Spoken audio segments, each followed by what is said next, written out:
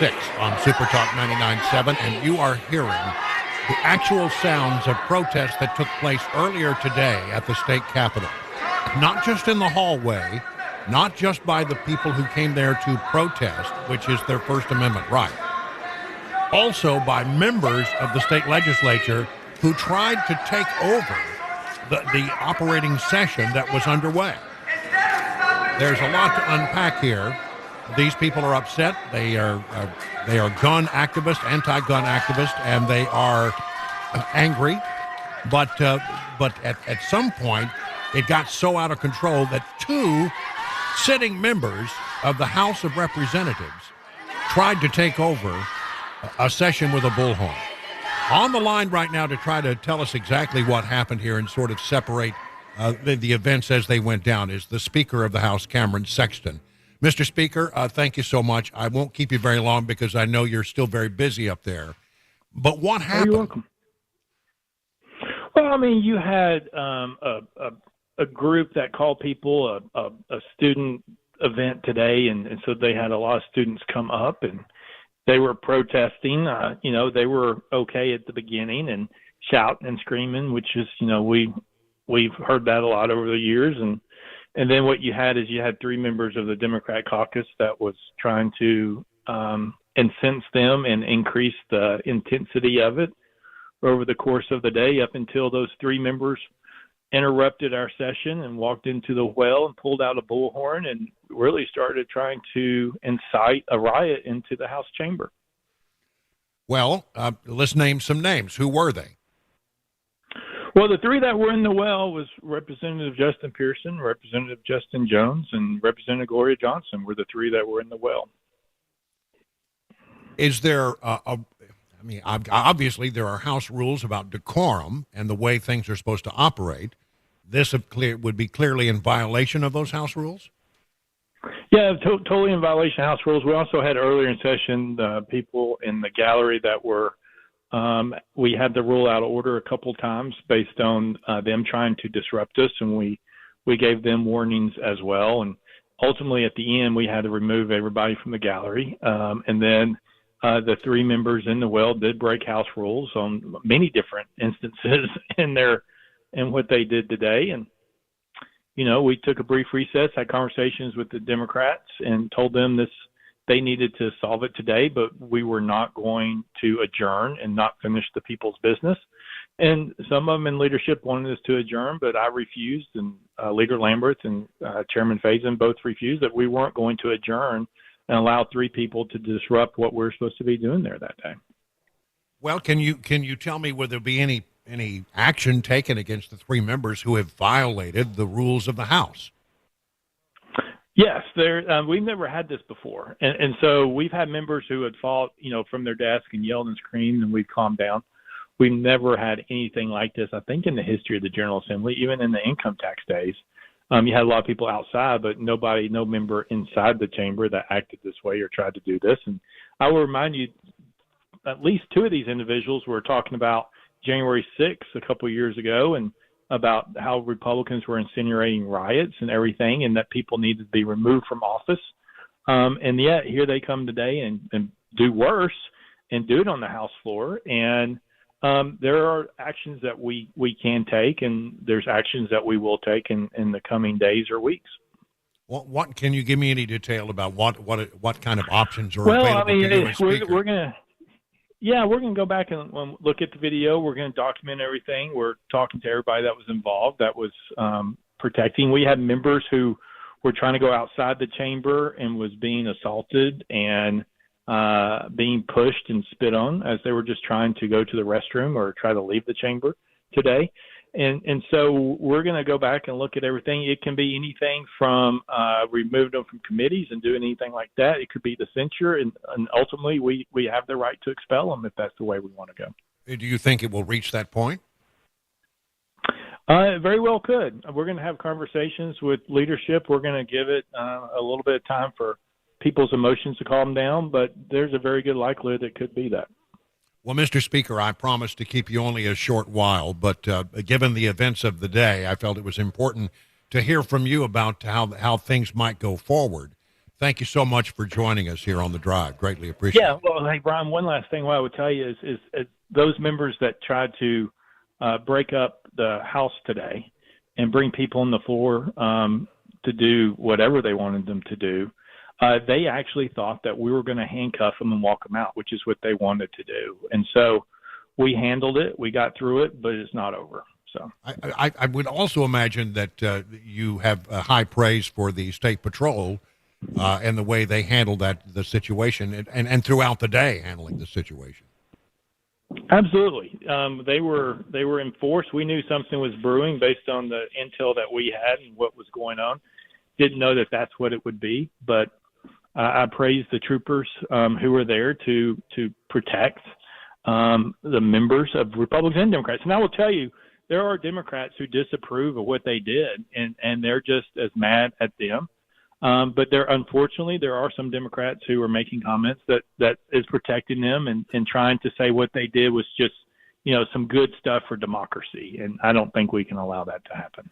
No, I mean, it's one thing to go in there and express your First Amendment rights and to express what it is that and to do a peaceful protest. It's quite another to break up the session that was underway and try to encourage people to make an incursion into the House floor. I mean, that's a very different thing, and that's where I think the line needs to be drawn. Well, Mr. Speaker, again, thank you so much for joining us. Greatly appreciated. Thank you. So, I mean, to recap there's a lot to unpack there with what we have just learned from Speaker Sexton. Number one, that there were 3 members, sitting members of the State House of Representatives, Justin Jones, Justin Pearson, Gloria Johnson, I believe it is, and they tried to take over the session and, according to the Speaker, did everything they could to try to allow some of the protesters that were in the hallway to make an incursion into the House chambers. The State Patrol stopped it. It was a full-on riot at that point, and not just a protest, I think, and that the 3 individuals could well find themselves censured or even potentially removed from office, and that the Speaker says they will be exploring all the options in the days ahead because these sitting members of the State House have violated the House rules. And I'm pretty sure that Speaker's absolutely right when he says Republicans were outraged, but there were a fair number of Democrats who were outraged as well. And this may not bode well for Justin Jones, Justin Pearson, and Gloria Johnson. We'll stay on top of that. I mean, there were hundreds of people at the Capitol today. And I will say that apparently, although some people have said it was a gathering of parents who were concerned about gun violence in the wake of what happened at the Covenant School this week, I think we have to look at the group and look at the people and say, didn't look as if these were all parents. Who were these people? And where did they come from? Are they even residents of the state of Tennessee? Who are they? I think that you may find, with a little bit of digging, that a lot of these people who are here trying to create trouble in our state house, in our city, and to glom on to this tragic event of earlier this week to make their point, may not even be from the local area. We'll watch to see exactly how that all plays out in the days ahead. There are many other things that are happening with regard to the shooting that occurred on Monday. Number one, we have a situation where apparently there is some word that the manifesto will indeed be released after FBI review. Now, this is attributed to Robert Swope, member of the city council, a Republican and a friend of this program. I got on the phone with Robert Swope today to ask him a little bit about this and try to find out, what's happening with this. And he says that it is his understanding that the FBI wants to have a little more time to go through it and to examine it to try to understand the motivation. Well, a lot of us want to understand the motivation of what happened with this shooting that happened on Monday. killing 6 innocent people. We want to know the answers here. And I understand, I always understand when a police officer or a prosecutor says, we have to try a case here. We have to take this person to trial. And therefore, we need to protect some of this information. It will always eventually come out in discovery. But in this particular case, there will be no trial. There is no one who will be charged because the shooter has been killed. So I'm having a very difficult moment understanding why the information that and so Swope says he has gotten reassurances that it will be released after the FBI has some time to look at it. And Swope says that if it's not released within the week, he will be making calls for and demanding the release of that manifesto, so we can all try to understand the motivation of what happened and why the shooter took these tragic actions on Monday.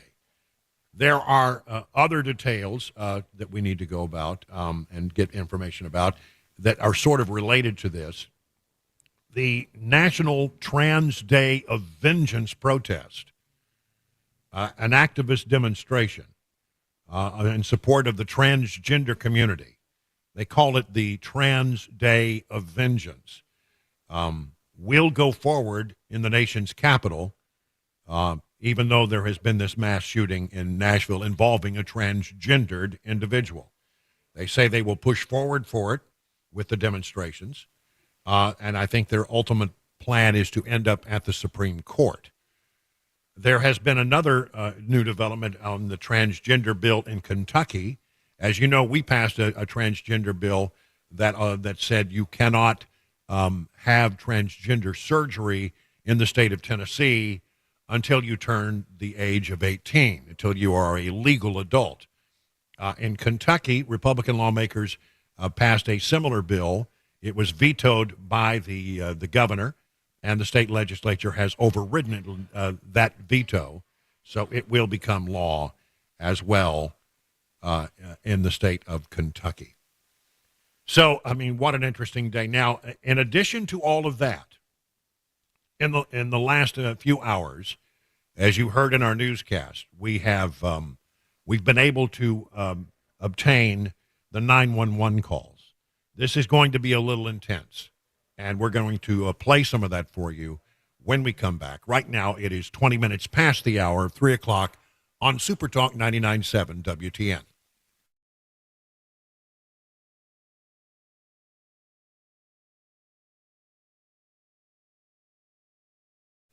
Let me talk about Grace Point Healthcare. It delivers medicine affordably with menu-style transparent pricing. You'll know how much it will cost before the care is delivered. Smart Care plans start at only $69 a month. You get unlimited office visits and free basic labs for the entire year. And because they treat the entire family, even newborns, they can offer family plans as well. Now, if you put this in conjunction with a high-deductible insurance plan, it's possible that you may save you and your family hundreds of dollars. At Grace Point, they will take their time with each patient. They will see you the same or next day. There are no long wait times or crowded wait rooms, and they treat naturally whenever possible. It is also a military vet-owned practice. Just some of the reason why it's been voted the best primary care provider by Toasted Music City year after year after year. Grace Point wants you to know they believe strongly in freedom of choice when it comes to vaccines for you and your children. Grace Point Healthcare on Main Street in Franklin, 599-6868. That's 599-6868.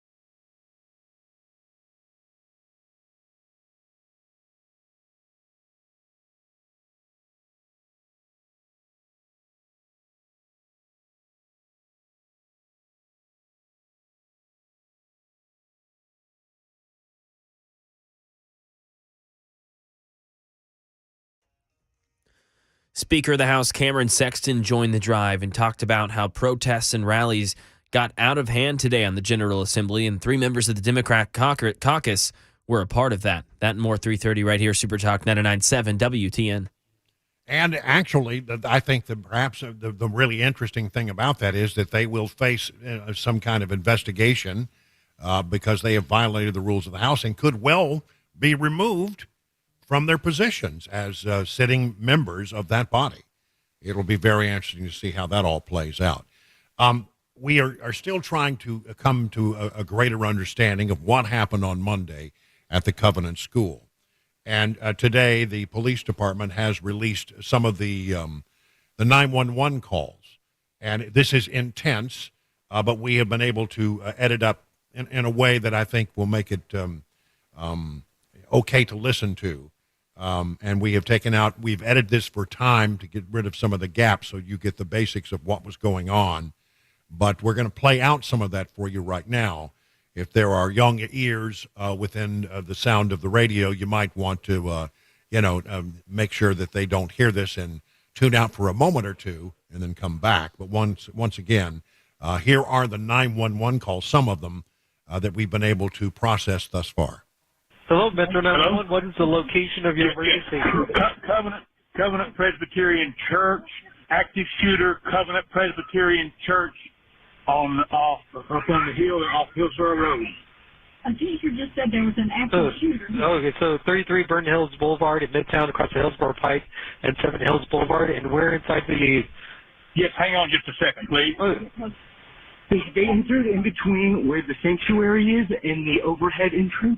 There's a side door on the edge, and you'll see he shot the windows out to enter the school. You'll see broken glass all through where... Is that on this side of the church? Yes, on the east side. On the east side, on the east side of the church as you come up the hill. Okay, and is the suspect still there that you're aware of, sir? As far as we know, he's still there. We didn't go up close to the place. Okay, did you have a look at him or any description of him? All I saw was a man holding an assault rifle shooting through the door. Okay, he's currently in the second grade hallway. Second grade upstairs. Okay, so, a white man. Camouflage, he had a vest on and a assault rifle. Camouflage on. A vest of some kind as well. Like a tactical vest. So camo clothing, a vest, and anything else? That's all he's got. That's all he's got. Okay, is it? And he was last seen in the second grade hallway? That would be upstairs, yeah. And upstairs? The second grade hallway is on the upstairs. There's 2 levels in the church. Yeah. Do you know if how many people are injured right now? I have no idea. I don't know. I know he's shooting in an upstairs hallway.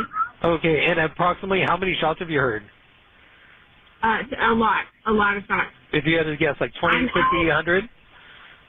I don't know. I heard about 10, and I left the building. That's enough. We need somebody in route. We need somebody now. No, they've already been. We already have units on the way, and they've already been dispatched. Okay. I'm adding. I'm trying to update them with the information that you do have for the officers that are en route to you right now. He's shooting through windows. He's on the outside of the building. I'm going down the hall. He's going down the hall shooting. There's glass in the doors. Yes. He's shooting through the glass in the doors. Well, there you get some sense of it. There are more tapes, and we may have more of it as we go a little further into the show today. But the 911 calls reveal another level of professionalism here. I mean, we know from looking at the body cams from the police officers that our police officers acted as absolute heroes. Bravery beyond measure. Words really just do not describe the heroism that was involved as they went into that building with shots being fired, and within 2 minutes and a few seconds were able to actually neutralize the suspect from the time they entered the building. And here you hear another level of professionalism in the form of a dispatcher. This is big stuff. I mean, it's chaotic information coming in, and the person, is doing everything that they can do. The dispatcher doing everything they can do to make sure that the accurate information is being relayed to the field. And so, my goodness, professionalism on display by the Metro Nashville Police Department. Again, we will continue to to focus on this and bring you every detail that we can as new developments come from this particular story. It is one that has such an impact on our community, and it has such a dramatic impact on these families who have lost six families now are just reeling because they have lost these people through no fault of their own, because of the actions of a deranged individual who just, for reasons that are beyond understanding at the moment, decided to take these kinds of dire actions. What a thing our community has been through in the last few days. But my goodness, hearing these 911 calls once again shows you exactly how chaotic it was and how professional the dispatcher was in handling the matter. More coming up in about a few minutes after we go to a local newscast. It's 3:30 on Super Talk 99.7 WTN.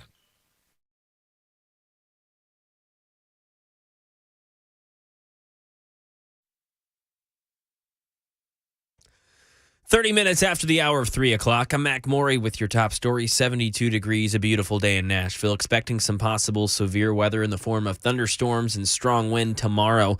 Weather will tell you all about it, along with a traffic report in just about 5 minutes. This morning, hundreds of members of the Nashville community gathered around first the steps along MLK Boulevard. They then headed to the state capitol, all while rallying for stricter gun control. They made their way inside during the General Assembly and were pushing and shoving. State troopers had to hold people back. A lot of the chants consisted of them saying, quote, "Protect our kids." Speaker of the House Cameron Sexton joined the drive on WTN and spoke on the protesting, saying that 3 members of the Democrat caucus, Justin Jones, Justin Pearson, and Gloria Johnson, were trying to amplify these protests and even take over the session. We had to rule out order a couple times based on them trying to disrupt us, and we gave them warnings as well. And ultimately, at the end, we had to remove everybody from the gallery. And then the 3 members in the well did break House rules on many different instances in what they did today. And, we took a brief recess, had conversations with the Democrats, and told them they needed to solve it today, but we were not going to adjourn and not finish the people's business. And some of them in leadership wanted us to adjourn, but I refused, and Leader Lambert and Chairman Faison both refused, that we weren't going to adjourn and allow 3 people to disrupt what we're supposed to be doing there that day. Sexton went on to say that there may be some action taken against those 3 members as they did break House rules. He said at least 2 of these individuals were talking about January 6th when that event happened, insinuating riots, but then come on and show similar actions here today, and an investigation will take place. Sexton said representatives were assaulted while leaving the chamber, spit on, yelled at, disrespected completely. Sexton praised the state troopers for protecting the peace today as well as they could and keeping all the protesters at bay. That is the latest news. Weather's next. I'm Mac Morey, WTN News.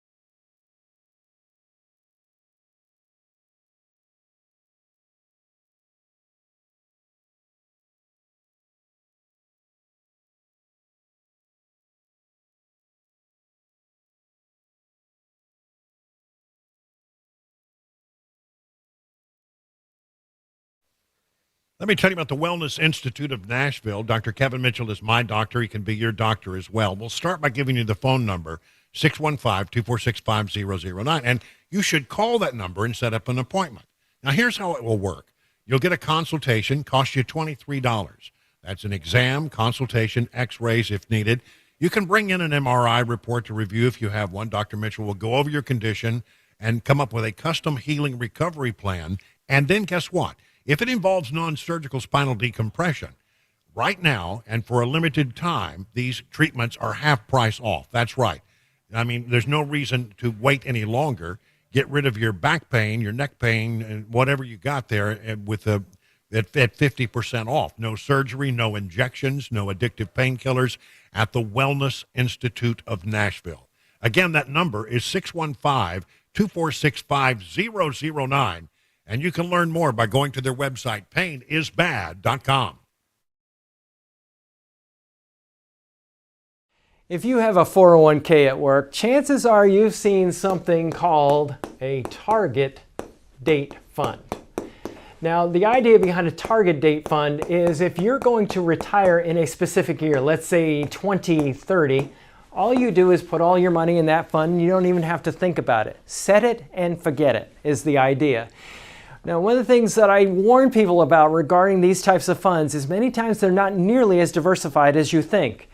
When we look at investing, when we look at diversification, we want to own really small companies, really large companies, really growth-oriented, really value-oriented companies, and diversify between these different market areas. Target date funds tend to focus more attention down here for a really basic reason.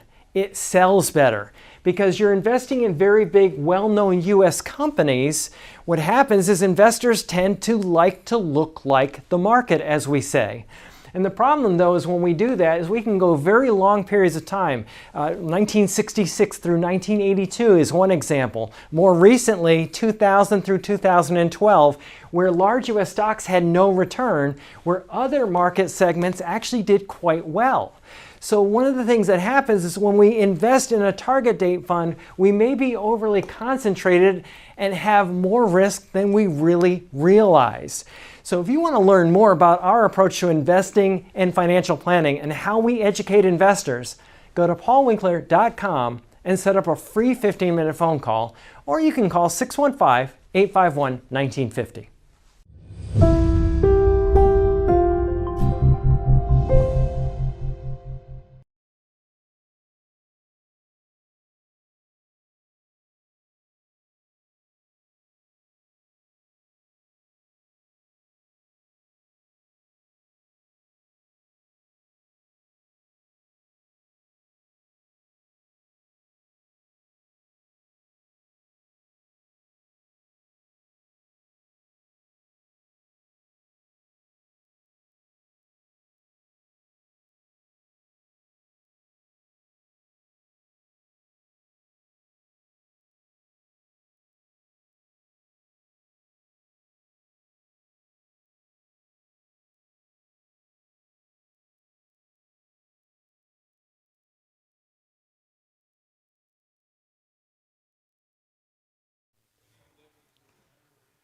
.337 on Super Talk 99.7. I'm Brian Wilson, your friend and radio buddy, and it may sound a little different today than normally when I'm coming from my home studio in bucolic Watertown, because I am at the Parthenon Grill in Murfreesboro. I am the advance party for the big shindig that's going to happen tonight starting at 6 o'clock. We're going to have everybody coming in and joining us for a couple of hours of broadcasting. And, of course, if it's a little bit too late to get tickets because they are sold out. But here's the thing. That all starts at 6 o'clock, and I'm going to be here from 3 until 6. So come on by and say hello. Shake my hand. Love to, during the commercial break, we can chat briefly. I would love to see you, love to have you here as part of what we're doing today. Even if you didn't get a ticket for dinner, we're very happy to have you come by and say hello, and it's no problem whatsoever. You are my special guest. So there is that. What a busy day it has been. A lot of things happen. Thank you. Can I just grab it? I'm going to get it. Excuse me. I'm here, and I need a sip of water. Thank you for indulging me that. It's been a busy day here because we've had, as you know, activity up on the Hill. It was a protest. People who are against, anti-gun protesters were up on the Hill today, the Tennessee State House, causing all kinds of protests. But, I mean, most of them there, and I will say there were a lot of them, and they were mostly well-behaved. But inside the chambers, it got a little rowdy for a while, and just outside the door of the chambers, it got rowdy, and there was, you would have to call it almost a riot. People were being pushed, people being shoved, people being spit upon, we are told, by these protesters who were angry. And at one point, 3 members of the state legislature who are Democrats, Justin Jones, Justin Pearson, and Gloria Johnson, apparently came in and tried to take over the proceedings that were underway inside the House floor. And one of them had a bullhorn. And for a few moments, there was chaos until the State Patrol was able to bring the matter under control. We're still trying to get more information, but that information comes directly from the Speaker of the House, Cameron Sexton, who was on at the top of the 3 o'clock hour. So that for sure has happened today. And it may mean that these 3 members could face an investigation of violation of House rules, and the actions that could be taken against them go all the way up to removal as members of the House. And according to the Speaker, he was able to get a hold of the Democrat leadership in the House, an individual with whom he probably doesn't always agree, but with whom he has a good working relationship. And the general sense was the Democrats were just as angry about this as were the Republicans. And so it is unclear exactly what will happen in the time going forward.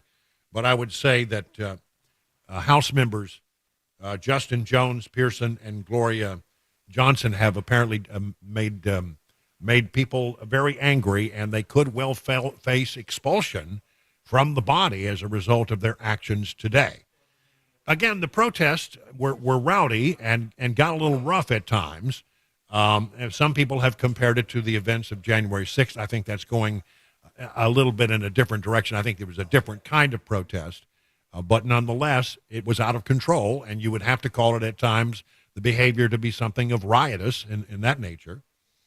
It was described, I saw on local TV stations' websites as I was trying to find out a little bit more about all this, it was described as parents who were angry about what was happening. But I'm telling you, as I look at what was going on there, I don't get the impression that it was parents.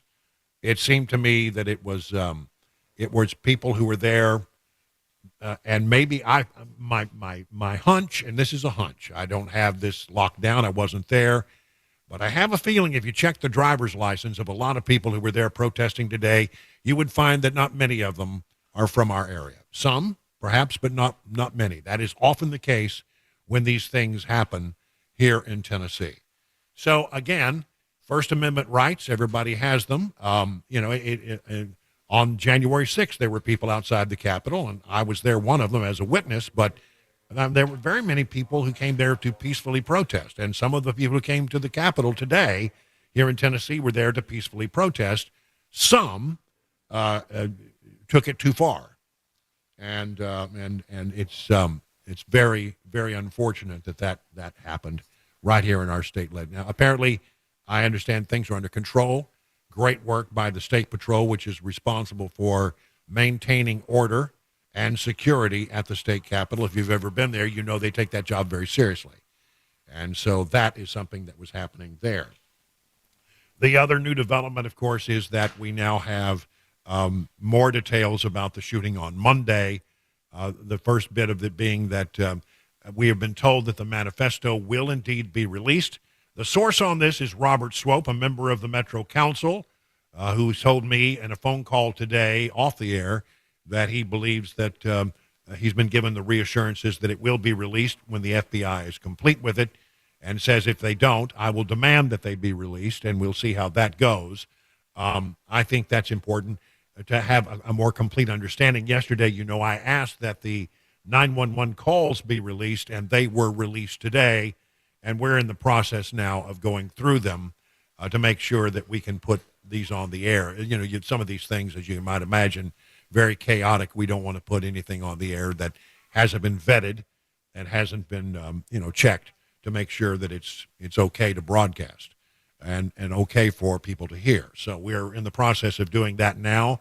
But, I mean, a lot of things happening in that regard. And, again, we're looking forward to having people come by and visit with us here today in Murfreesboro. If you're in the neighborhood, come on by. A couple of things that I want to talk about. We got a lot of things to go through that we've sort of put on the back burner because of the actions of the things that have been going on in Nashville this week. Here is this. I think this is fascinating. It looks like that a lot of people who are Democrats, or maybe they're people who live in Democrat areas, are fleeing those areas in a big way. From justthenews.com, under the headline, Blue Flight, Los Angeles Cook County posts the biggest population losses in the United States in 2022. The number of people who used to live in Los Angeles County and Cook County in Illinois continue to plummet. Los Angeles County posted the largest population decline of all counties during the year 2022. Are you ready for this number? The number of people who were in Los Angeles County who left comes to roughly 90,704, continuing a downward trend. It lost nearly twice that amount in 2021. They lost about 180,000. So add that together. That's what, 270,000, 280,000 people over 2 years. A real shocking loss of population for Los Angeles County. Cook County lost 68,000 people from July of 21 to July of last year. And still, even with that, Los Angeles County is still the most populous county in the United States, followed by Cook County, Illinois, at 5,109,000. And it all has to do with people. And a lot of people say, well, this concerns me. This very much concerns me that the people in Cook County, people in Los Angeles County, leaving to come to places like, well, quite frankly, Nashville. We are right up there at the top of where people are landing when they decide that they want to go somewhere other than where they are. And I understand the concern, because the one thing we don't want is people coming here and then trying to change it and make it like it was in Los Angeles. However, it's been my experience in talking to a lot of these people who have actually made the change. My opinion about that has changed over the last several months, in that it seems that the people who are coming here for the right reasons, that they want what we have here. They understand that they couldn't have that in Los Angeles County. They couldn't have that in Cook County. So they have made a decision that what they want to do is they want to move to an area where they can be among people who see the world the way that they do. These people are not our enemies, in my estimation. They're not here to change what we're doing. They're here to embrace it. And I think we can all relax a little bit about the concerns we all might have had at one point. That's not to say there's not an example of one person here or one person there who comes in and just maybe they got transferred for one reason or another, and that they don't see the world the way we do. But the vast majority of people are coming here because they want to embrace the values that we have. I think that's remarkable. I think that's really true. But, I mean, goodness gracious.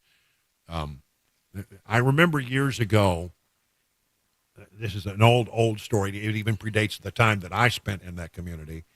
But in Amarillo, Texas, where I spent some time as a reporter, it used to be a SAC base, a Strategic Air Command base there.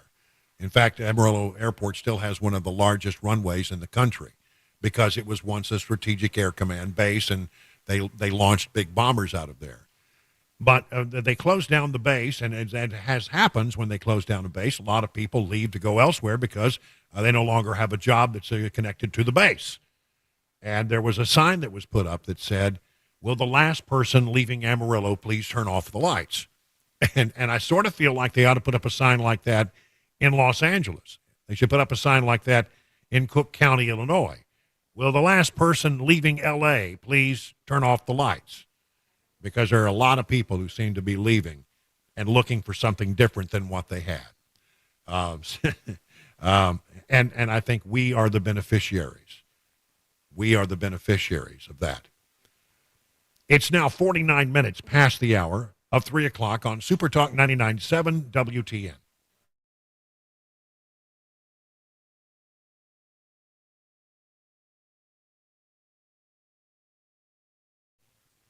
We all know Genesis Diamonds for their diamonds, of course, hand-picked, carefully cut, super brilliant, top quality. But Genesis is also known for their amazing rings, the mounting that, well, showcases the diamond. At most stores, you get the same old, boring, mass-produced, generic-looking rings. But at Genesis, they carry rings from the world's top designers, exclusive designers, names like Tacori and Verragio, dozens more. These are handcrafted rings made in America. Genesis is proud to offer the latest styles and designs, so the ring you have is special, unique, not a carbon copy of your friend's ring. Check out all the knife edge bands at the brand new look. The knife edge bands at Genesis. The knife edge setting looks amazing. It's like a classic silhouette with a sharper edge that goes all the way around. The knife edge creates the illusion of a thinner band, which makes the diamond appear larger. Genesis has over 4,000 mountings in stock, and they can also custom design something for you. So while the diamond is important, the overall look of the ring is just as vital. Why not let the non-commissioned experts at Genesis help you find the ring of your dreams, the ring of her dreams? Genesis Diamonds, expert guidance, unbeatable selection, highest quality, legendary value. Go see them. 2 locations, Green Hills and Cool Springs.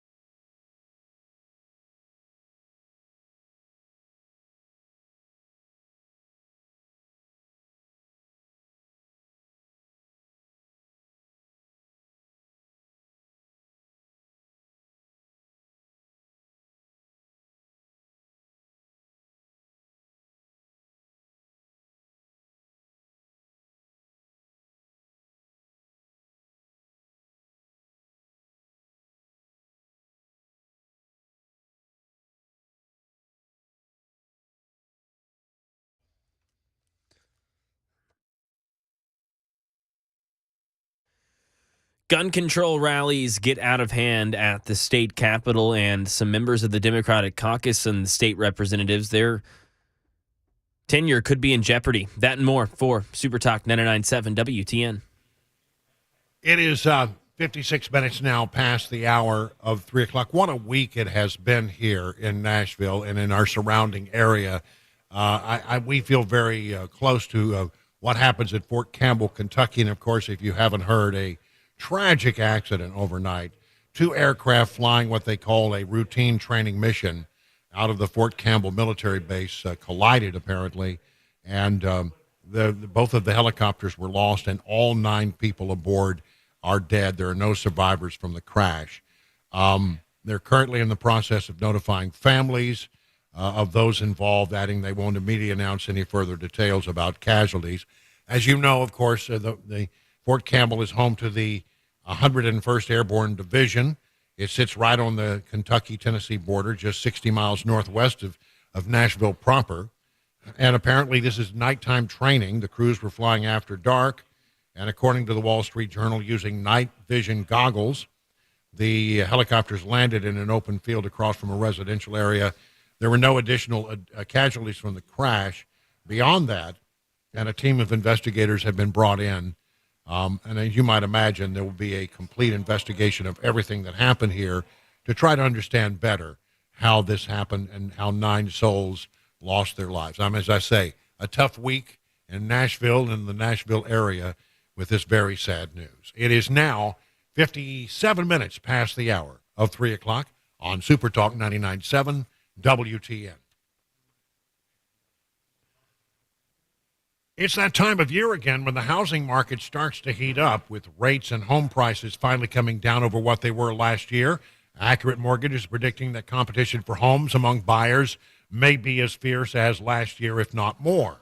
So now is the time to get pre-qualified for an Accurate Mortgage home loan so you can be one step ahead of your competition and win the home of your dreams. Accurate Mortgage has many options to help make your new mortgage more affordable, such as their payment reduction mortgage, perfect for easing into your new payment. Don't take my word for it. Listen to Brandy. The Accurate Mortgage team are on top of everything. They check in weekly and made everything very easy.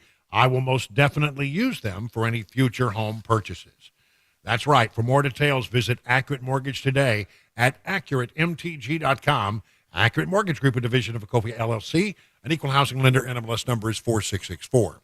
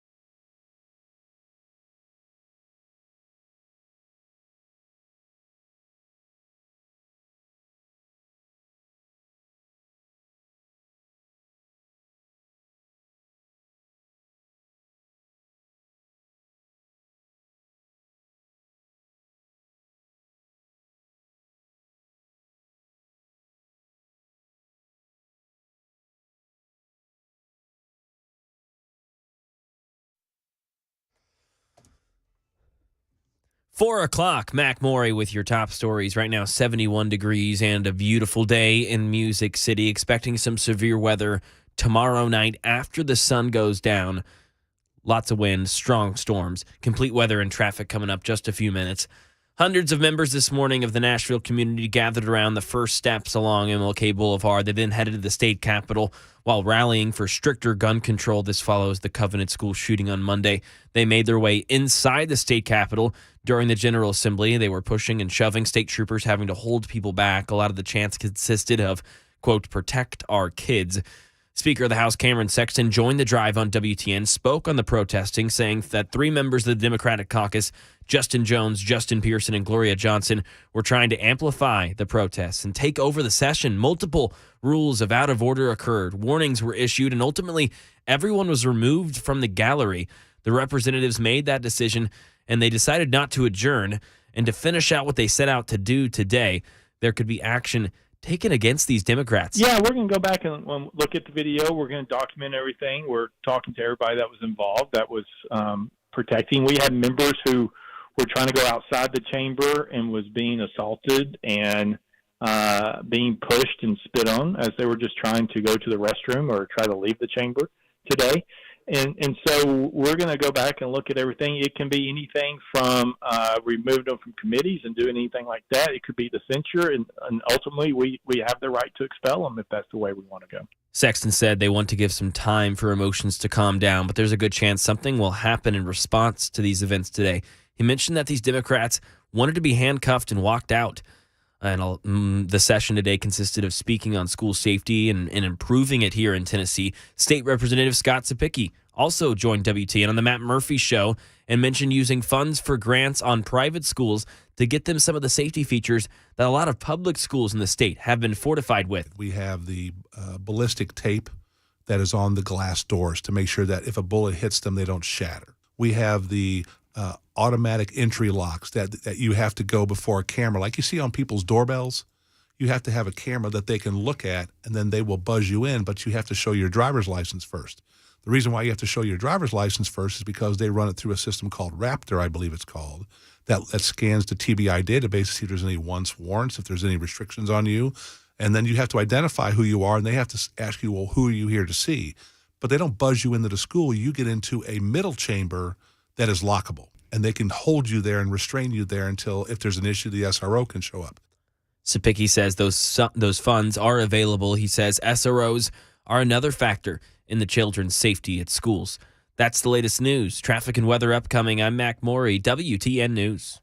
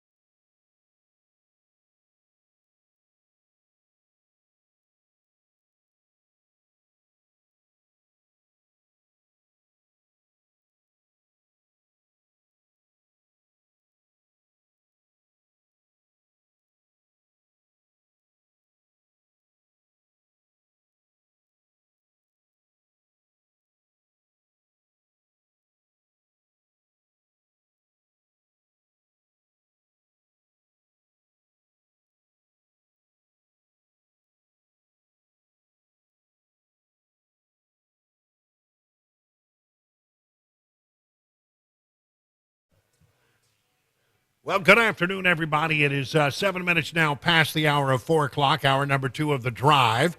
It may sound a little different. We're coming to you live from the Parthenon Grill in Murfreesboro. I am the advance party for the events that will be happening later this evening, where I'll be here along with Dan Mandus and Matt Murphy. Johnny B will be here, and 100 of our closest friends for dinner here at the Murfreesboro location of the Parthenon Grill. And here's what I'd like to say. While we're waiting, and you're in the area, come on by and say hello. I can stop and visit with you briefly during the commercial breaks and would love to say hello to you. The entry to the event begins at 5 o'clock for those who have tickets for dinner. So until 5 o'clock, come on by and say hello.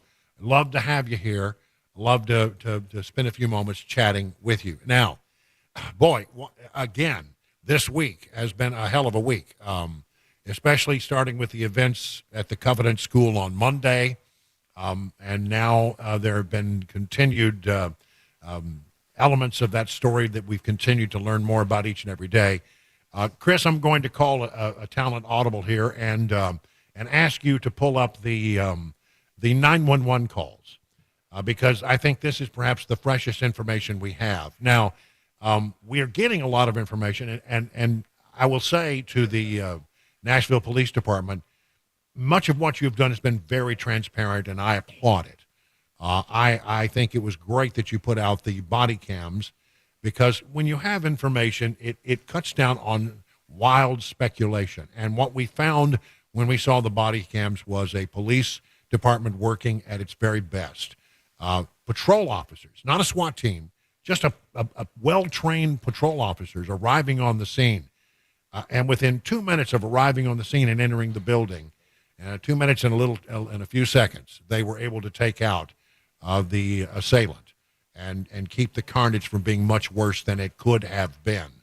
Remarkable heroism, remarkable work.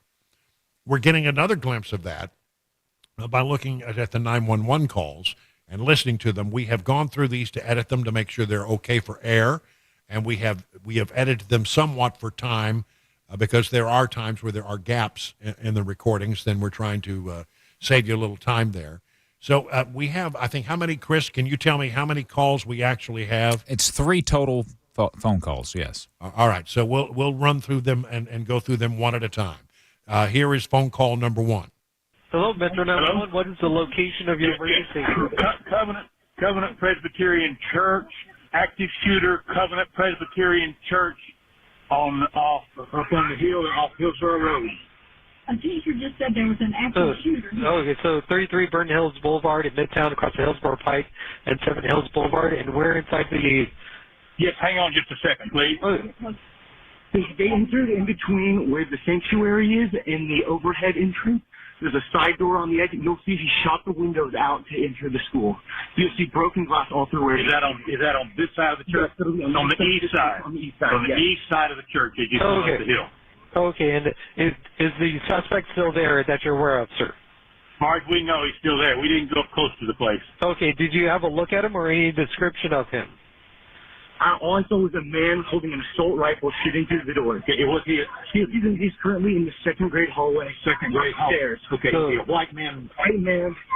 Camouflage, he had a vest on and a assault rifle. Camouflage on. A vest of some kind as well. Like a tactical vest.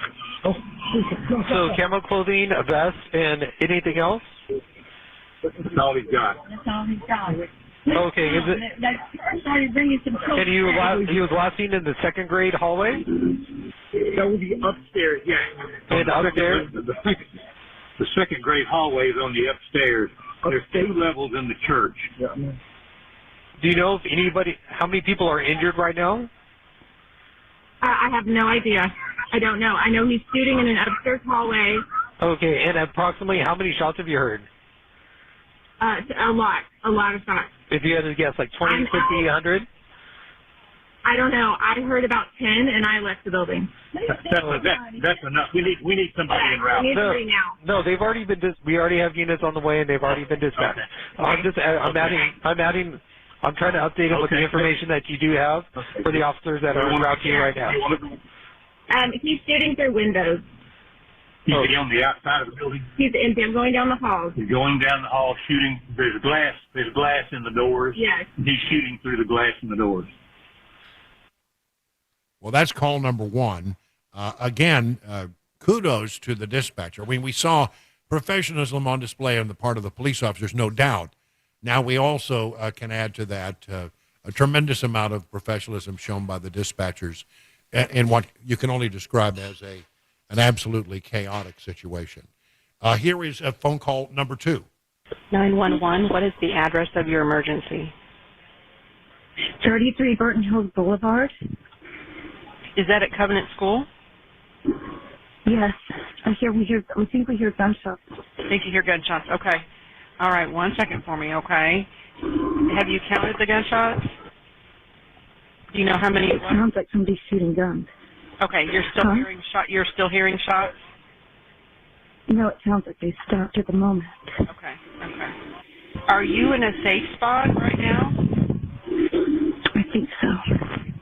Okay, we're getting a lot of help started, okay? We've had 2 other callers saying this as well. Are you guys locking the school down? I don't know. It sounds like Okay. All right, we've got help on the way. But are you hearing shots now? No. Okay. But we're in the art room closet. Okay. Yes, I hear another shot. You did? I'm hearing more shots. Okay. We're upstairs by the art room hallway. In the art room. Art room. Yes, please hurry. I'm hearing you. They're coming. And they sound kind of close. Just try to stay quiet. I don't know what's going on there. Okay. But, yeah, just try to stay quiet. We've got a lot of help coming to you, okay? Okay, so that was number 2. Very clearly at this point, they have already heard that there's the shooting. They know what the location is. Now they're just trying to gain as much information as we can. Here is call number 3. 911, what is the address of your emergency? I think we have a shooter at our church, 33 Burton Hills Boulevard. Okay, and what does this person look like? I don't know. I'm in a room. Is anyone injured? I don't know. Where exactly are you in the building? I'm on the 2nd floor in a room. I think the shooter's on the 2nd floor. Okay. All right, they're coming to you as quickly as they can, okay? We have multiple callers on it. Just stay safe as you can, okay? Okay, thank you, bye. Thank you, bye-bye. Oh, my gosh. Can you imagine the fear? I think they're on the 2nd floor. Where are you? I'm on the 2nd floor. How scary this must have been. Well, again, outstanding work on the part of the dispatchers, just like we saw outstanding work earlier in the week by the body cam videos, which showed police officers exhibiting amazing levels of heroism and bravery. So, again, we're getting a more detailed picture, and this is important. Now, there's a question about one other piece of information that I think is very important to a lot of people. You may not choose to look at it, but I think there is much to be gained by trying to figure out, what was the motivation behind the attack by the shooter. Beyond being just mentally deranged, there's a manifesto that gave police a lot of clues. We had the chief saying earlier in the week that, yes, the manifesto would give them clues, and that perhaps it had something to do with the individual's transgenderism, one way or the other. They promised to release that information, and then we've then heard that they're not going to release, at least initially, the manifesto. Again, you may choose not to read it, but I think for those who are trying to discern what happened, make sense of the nonsensical, I think it would be helpful, and I've asked that it be released. Today comes a story that indeed it will be released by the FBI after they spend some time studying it. I don't understand the need for the delay. For one thing, I can understand it if you have a trial that's going to take place and you're trying to protect some kind of investigation, but there will be no trial in this particular case as the shooter is dead. So I don't understand the delay in putting it out, but apparently the FBI wants more time before it is released. And Robert Swope, member of the Metro Council, has said that he's been given assurances it will be released to the public, and if it's not released within a week, he will demand that it be released so that we can find out exactly what was on the mind of this deranged individual on Monday at about 10:11 Monday morning. So we're waiting to get more information about that. Now, interrelated to this in some way is that there, as you know, we had a big sort of, what do you call it, memorial service last night downtown with Jill Biden in attendance and others, speaking on behalf and offering condolences to the families. And then today, up on the Hill, our Tennessee state legislature was overrun by protesters. Some of them there and acting as protesters should, exercising their First Amendment rights to express. They are anti-gun protesters, we are told. They are being described in some media outlets as being, parents, concerned parents, but when you look at the people in the crowd, it doesn't quite read that way to me, but that's what's being said. And it was orderly. As protests go, it was about as orderly as you might expect, but there were some things that spiraled out of control just outside the House chambers. What went on there was something that is being described as riotous, a riot that took place as some people tried to push their way into the House chambers, we are told, and at one point, some members who are Democrat members of the state legislature actually tried to help those people get into the chamber and tried to take over the actual proceedings there in the State House with a bullhorn. And now, that, of course, is against the rules. These are Democrat members who were trying to help the protesters get in. If not for the quick action of the state patrol, they might have gained access to the chamber, and we could have had a very serious situation. We spoke to the Speaker of the House about that in the beginning hour at 3 o'clock, and we will replay the salient things that Speaker of the House Cameron Sexton has to say coming up after this commercial break. Right now it is 20 minutes past the hour of 4 o'clock on Super Talk 99.7 WTN.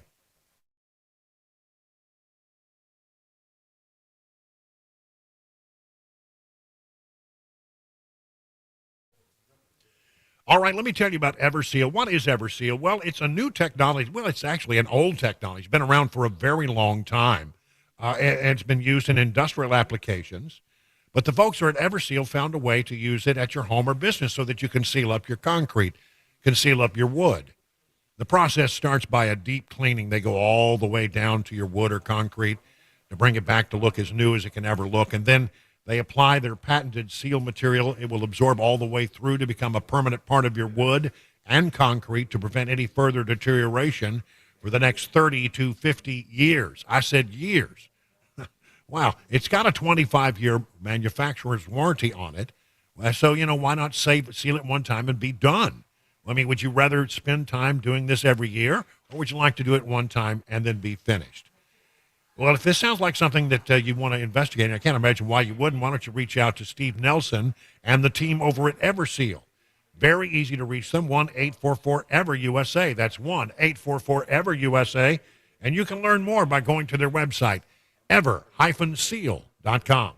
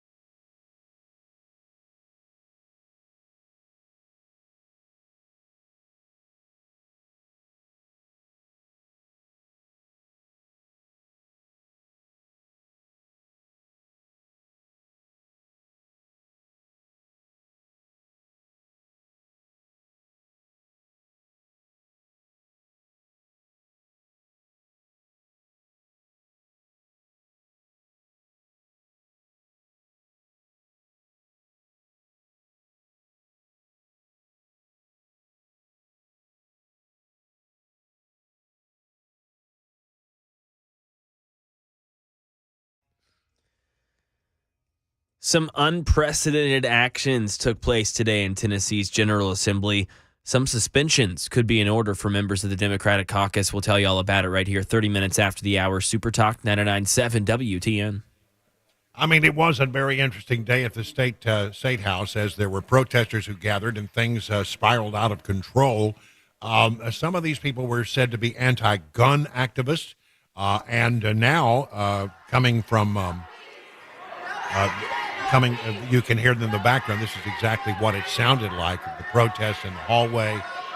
And then for a moment, there was a really, I think, quite upsetting event that occurred in that two Democrat sitting members of the state legislature, I have now the number is 3, apparently tried to take over the chambers with a bullhorn, and according to what we have heard, may have tried to help some of the people who were protesting to come into the chambers and make an incursion into the chambers. And if it had not been for the very quick work of the State Patrol, which provides security down there at the State House, it could have gotten very, very ugly. Who were these Democrat members? They were Justin Jones, Democrat Nashville, Justin Pearson, who was a Democrat from Memphis, and Representative Gloria Johnson. So they apparently now are part of an investigation, and they could face, some kind of penalty from the Speaker of the House because they have violated the House rules.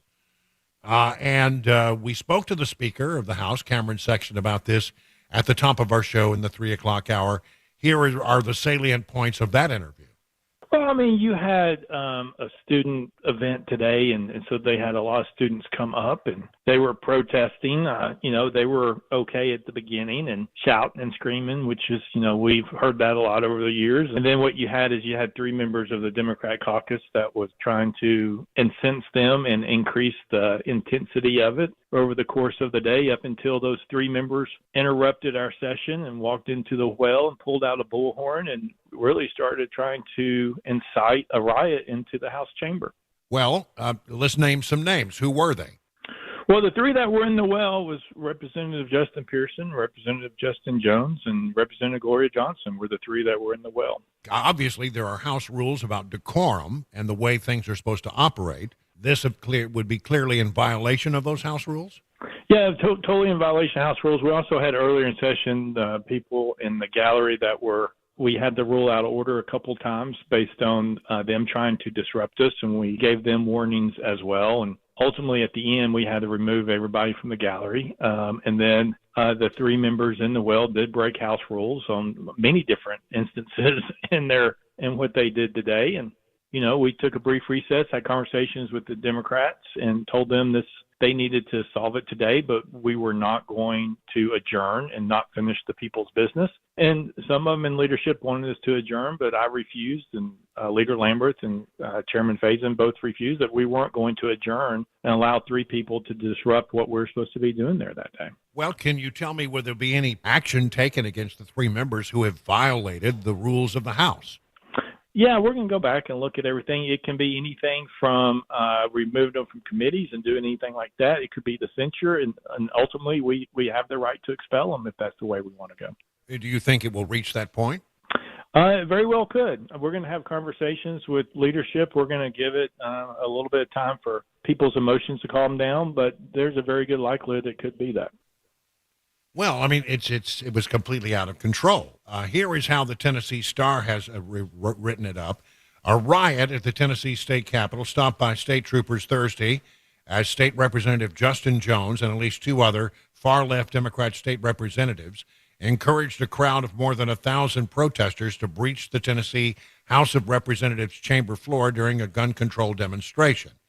Tennessee state troopers foiled the breach as protesters attempted to enter the chamber from the gallery above and the ground floor. The left-wing mob showed up outside the Capitol early Thursday morning. More than 1,000 protesters appeared to be under the age of 30. Voter videos show rioters attempting to breach the House chamber from the House Capitol gallery, where lawmakers occupy their offices. It has been called by some an insurrection. By others, it has been called a riot. Another earlier video shows protesters screaming, "Enough is enough," inside the Capitol gallery.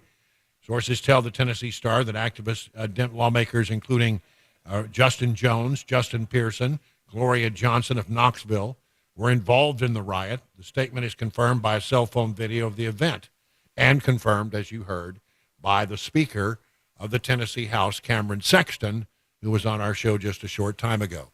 Whatever comes out of this, I want you to know that I believe the Speaker of the House is scheduled to be on Matt Murphy's show tomorrow. He may well have more information about what has happened, but we appreciate the Speaker taking time out of his very chaotic day and his very busy schedule to help us understand the events at the Capitol, which seemed to have spiraled out of control for a time today, and it could have been a lot worse had it not been for the State Patrol. It is now 30 minutes past the hour of 4 o'clock on Super Talk 99.7 WTN.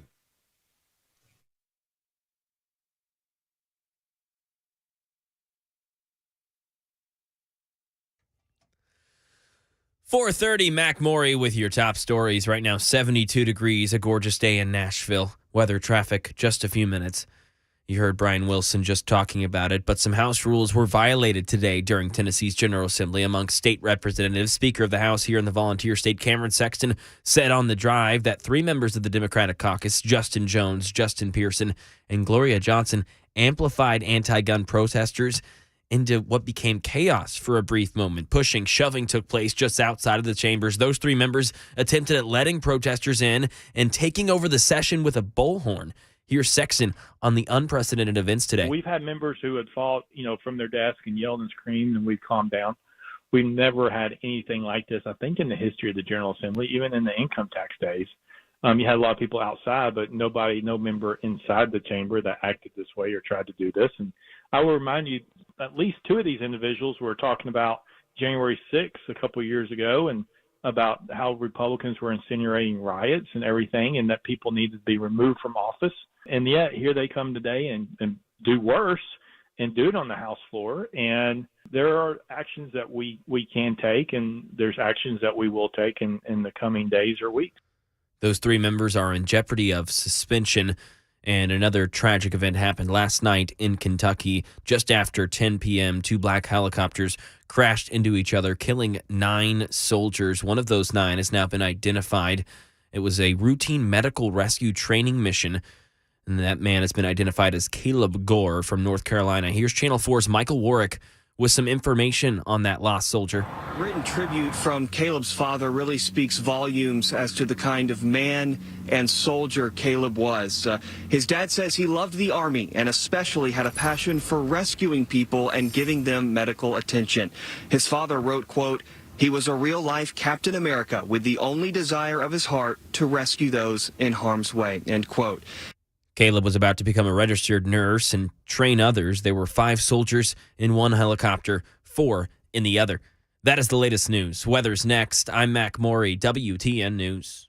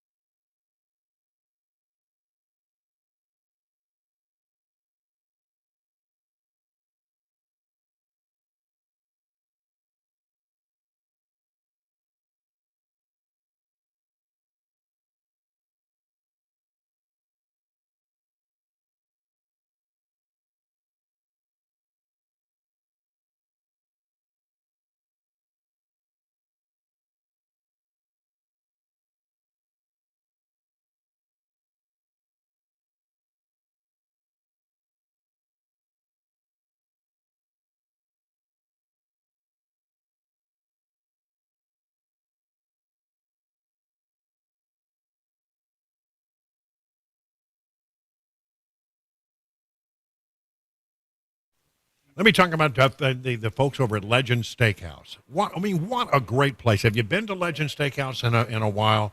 Has it been a minute or two? You need to go back. I mean, get one of those great steaks. Maybe you're going home for dinner, but also think about them when it comes to lunchtime as well. I mean, over at Legend Steakhouse, you have a meat and two thing that's always going. You pick a meat, a fried pork chop, smoky mountain meatloaf, fried catfish, slow-cooked pot roast with gravy. But it's really, it's about the sides, isn't it? I love the sides. Casseroles, 14 vegetables and casseroles to choose from. Things like broccoli casseroles, turnip greens, bourbon glazed apples, fried green tomatoes, potato casserole, black-eyed peas, just to name a few. Enjoy a home-cooked meal. In fact, these are recipes that came from Johnny's mom. He borrowed the recipe book some 30 years ago and just never gave it back. Multiple locations. You can find out more by going to legendsteakhouse.com. That's legendsteakhouse.com. You're going to enjoy your next visit to Legend Steakhouse.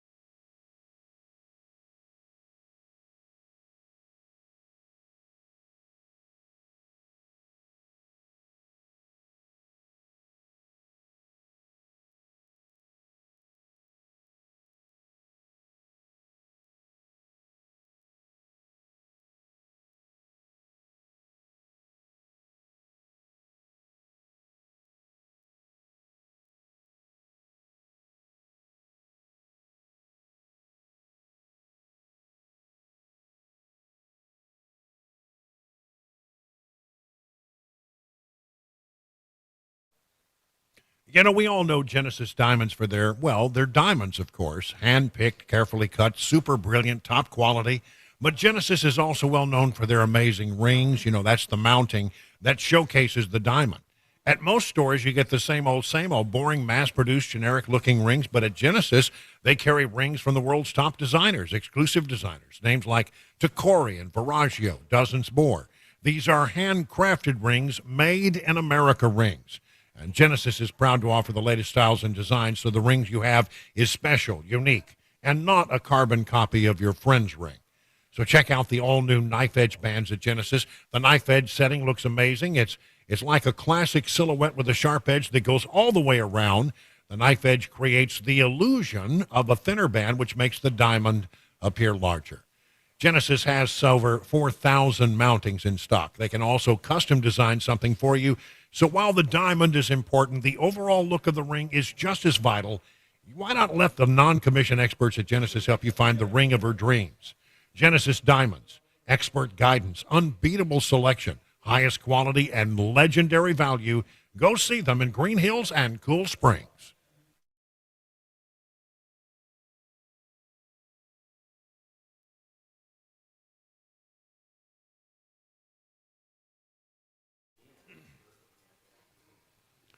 It is exactly 37 minutes now past the hour, 4 o'clock. I'm Brian Wilson coming to you from the Parthenon Grill in Murfreesboro.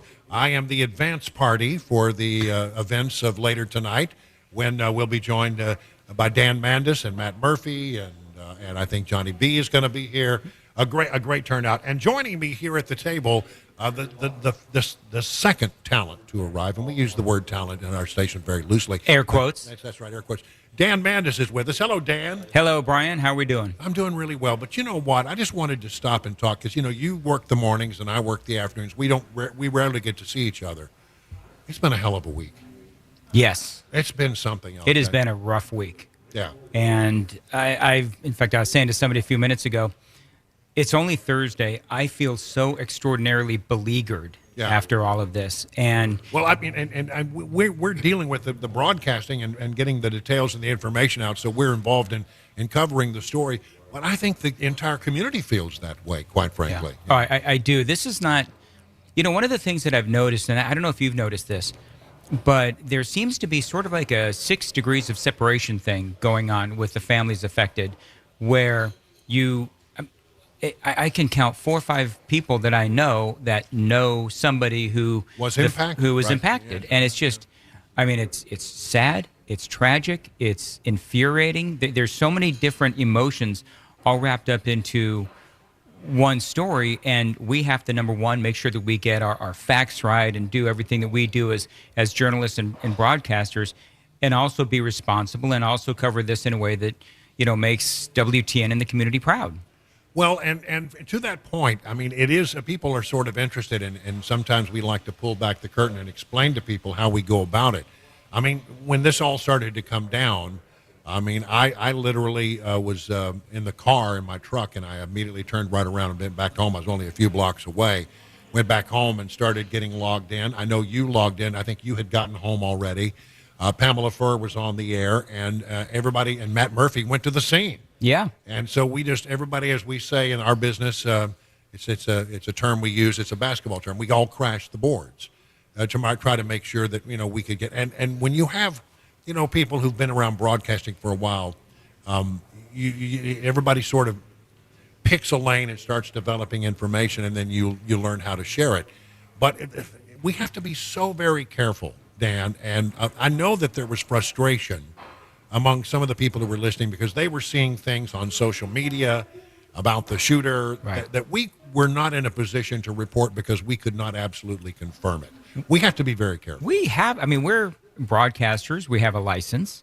We have responsibility to get it right and be responsible. And I know that you get stuff all the time. I get information all the time, and I often will say, okay, so can you confirm this? How do I just point me in the right direction? And so we all share the same frustration because people get angry with us. Well, there's only so much we can do with so little information. We have to confirm it ourselves. Right. And because if we say the wrong thing, if we do the wrong thing, there can be a reaction. And clearly, we don't want that. We want to be correct every time. There could be a lawsuit. And, we have an obligation to make sure that it's accurate. First of all, that's our primary responsibility.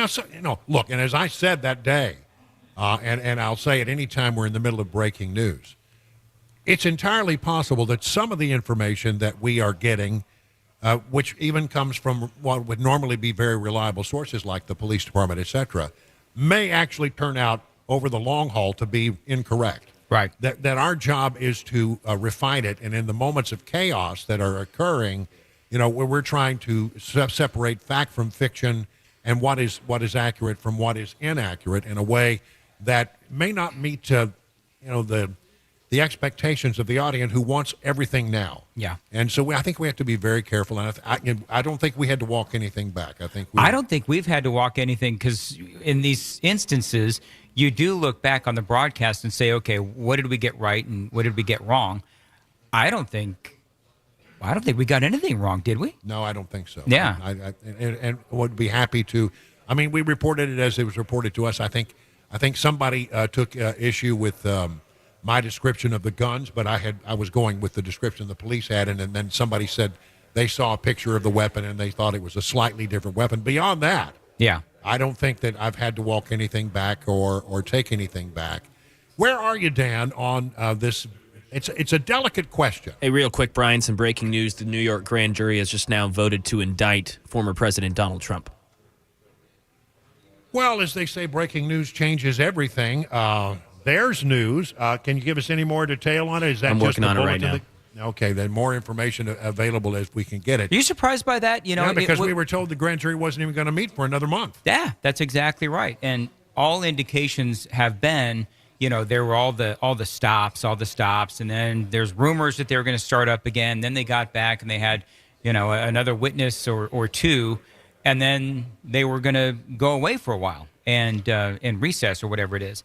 now we're hearing all of a sudden they're going to indict the former president. This is going to be fascinating. And Mac Morey, I can see you in the newsroom, and I know you're trying to get more information, but this is about the Stormy Daniels matter, right? Yes. The hush payment. Yes. Right. I just wanted to make sure because there are many investigations that are Actually, ongoing. you're right. There's Atlanta. Yeah, there's all kinds of things going on. So well, listen, I don't think there's any there. I mean, what it seems to me is, if you listen to the testimony of Robert Costello as he explained it, Robert Costello went in there as a friend of, I guess, the president's position, and made the argument that, here you have Michael Cohen, who has told so many different stories, and they actually have documents from Michael Cohen who said that Trump never knew about it, that he did it on his own volition. And he was mad that he didn't get paid back. And he never got any payment back. And that he was doing it because he felt like he wanted to protect the president from the wrath of his wife more than anything else at the time. I don't know how you then can say, well, these were hush money payments designed to somehow be looked at as a campaign contribution, which is the only way this gets turned into a potential felony. Well, I'm reading through all of this, and of course, we're live on the radio looking through this. And what I'm trying to figure out is this, and this is something that we need to look at, is this a charge that is minuscule, but it allows Alvin Bragg to save face?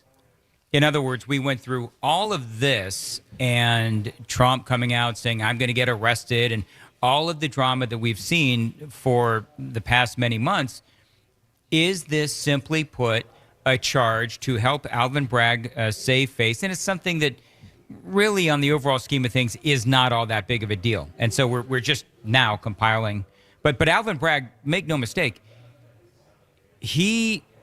I think he's way over his skis on this. And there's a lot of people that think that he is over his skis. And don't forget, you were talking about Bob Costello, who came out and said that there is the 600 documents, exculpatory documents, that would help clear the name of Donald Trump. So this it's a little surprising because everything pointed to no indictment. Well, yesterday, the story that I read said that the grand jury was not going to meet again until next month. Yeah. And then now all of a sudden this comes out of nowhere. So there are details that are beyond my understanding at this particular moment. But I do understand that in order for this thing to go forward, I mean, if it were simply just a minor hush money payment, that would be a misdemeanor as I understand it. Yeah. The only way it becomes a felony is if you can somehow say this was an in-kind contribution to the campaign. That's the only way to keep it alive, and that's a very, how should I put it, novel and very suspect legal theory that I don't know that anybody has ever run that to ground, and people say it's never been tried before. Remember, the Justice Department looked at this and decided that they could not make a case. Right. So I don't think there's much there. And Donald Trump doesn't seem to mind this at all, from what I understand. He this is, I don't know if this is something we can take calls on, but this is something where for Donald Trump, this is going to rally his supporters. This is also probably, if people were teetering between Trump and DeSantis, I do believe this will bring people more towards Trump's side, because whenever you see somebody, now I'll harken back to high school and junior high. Harken back. When you see somebody being unjustly picked on, when you see somebody being unjustly abused, then you tend to rally around the person that is getting beaten up on. It's like David versus Goliath. And believe it or not, in this case, Donald Trump is David and the Justice Department is Goliath. They are throwing the hammer down on him. Now, I realize this is Alvin Bragg, a Manhattan DA, but it's the same concept, which is the apparatus is coming after Donald Trump. Right. Well, this is going to change much of the narrative for the rest of the evening, but one way or the other, I can tell you right now that I think this probably helps Donald Trump more than it hurts him. And anybody who understands the mindset of Trump supporters, I'll tell you, there are two kinds of Republicans right now. I think there are those who look at Donald Trump and they say, I'm with Donald Trump till I die. Yep. With my last dying breath, I will go and I will cast my ballot for Donald Trump. And they are solid. And by the way, the majority of Republican primary voters right now, I've got some statistics that I can cite from a Fox News poll that came out today. I think it's 66% of the primary voters say they will support Donald Trump in the primary. Okay, so there's that. And then you have the other Republican voters who really love what Trump accomplished, but don't care for Trump personally. Right. And those people, I would say, are, and many of them may be independent, conservative-leaning independents, and they're going to look at this and they say, you know what, that's not right. I think it brings those people back into Trump's camp, and I think that's what we've been seeing. If you've noticed in the last few days, the numbers for DeSantis have gone down. The numbers, primary numbers for Trump have gone up. We know what that is because when all of this was going down, DeSantis finally snarkily said something about, well, this isn't my wheelhouse, hush money I don't know how to payments do all that with the hush money paid to. Right. And he said it in a snarky way. And that comment didn't age well because then that's when we started hearing about Michael Cohen complaining that he didn't get reimbursed and the exculpatory documents. And so suddenly it was like DeSantis should have just, and I love him, shut his mouth. Well, we're going to have to pick this up again, and maybe in the next hour we'll open up the phone lines and see how you react to this new information. Right now it is 50 minutes past the hour of 4 o'clock on Super Talk 99.7.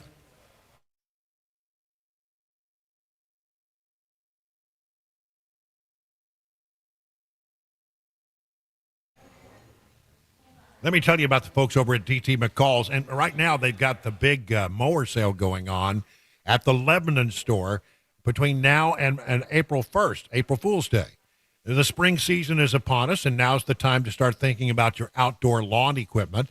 DT McCall's has helped you out with their big Cub Cadet mower sale. Again, it's going through April 1st at this location, and then there'll be other locations as well.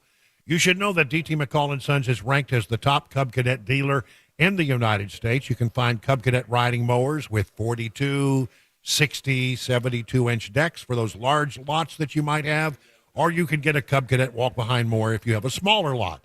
And when you purchase a Cub Cadet mower from DT McCall's, you'll be getting access to their in-house service department. It's nearly impossible to find better mower service anywhere else.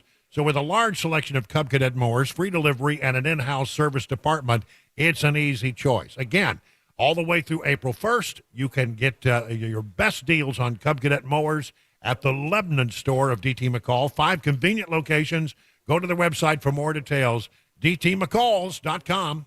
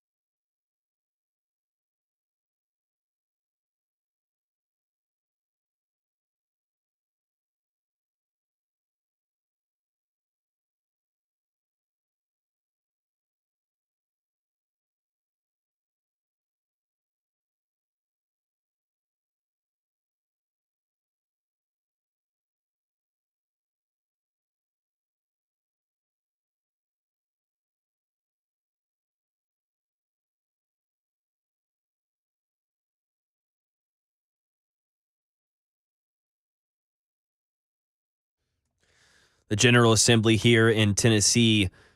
Some chaos ensued there today. We'll talk about that, plus some breaking news involving former President Trump. He has now been indicted by the New York grand jury. All that and more coming up 5 o'clock. Super Talk 99.7 WTN.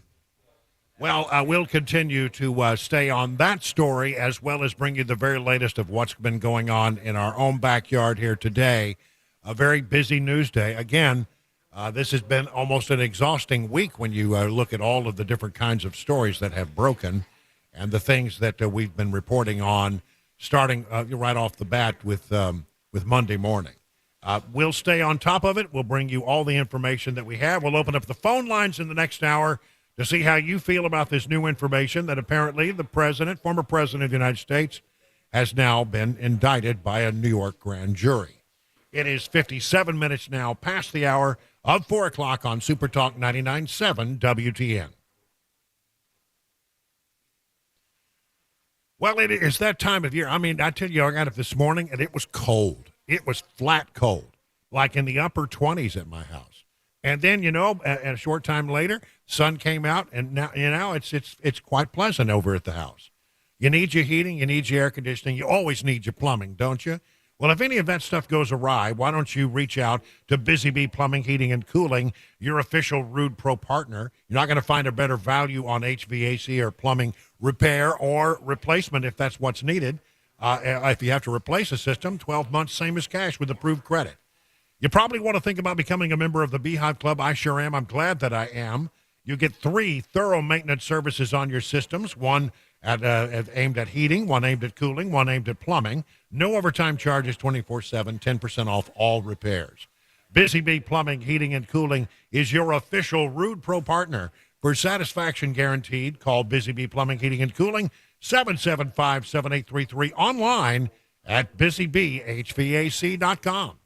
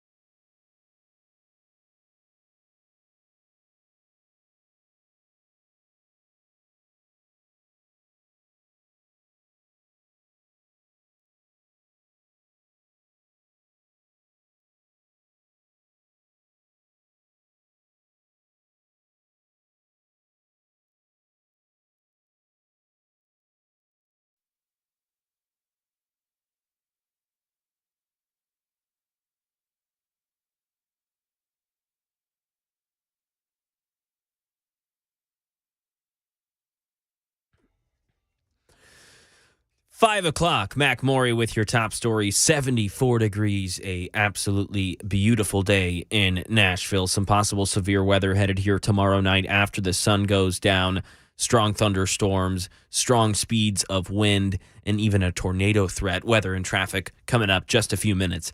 Many anti-gun protesters and activists gather outside of the state's General Assembly in the gallery of the state capitol, some even for a moment almost gaining access to House members trying to let them in on the floor and taking over the session, Democratic House members, that is. A bullhorn was used, multiple out-of orders were ruled, the session almost adjourned, but Speaker of the House in Tennessee, Cameron Sexton, said that the Republican representatives made sure to stay strong on the course, accomplish what was supposed to be done today, and that's trying to get schools safer in Tennessee. This all comes in course of wake of the shooting at Covenant School that ended in 6 dead victims. Sexton joined the drive today on WTN talking about this rally. Yeah, we're going to go back and look at the video. We're going to document everything. We're talking to everybody that was involved, that was protecting. We had members who were trying to go outside the chamber and was being assaulted and being pushed and spit on as they were just trying to go to the restroom or try to leave the chamber today. And so we're going to go back and look at everything. It can be anything from remove them from committees and do anything like that. It could be the censure, and ultimately we have the right to expel them if that's the way we want to go. Sexton said at least two of these individuals were talking about January 6th when that event happened, insinuating riots, and then come today and show similar actions. Sexton praised state troopers for protecting the peace and keeping protesters and ralliers at bay.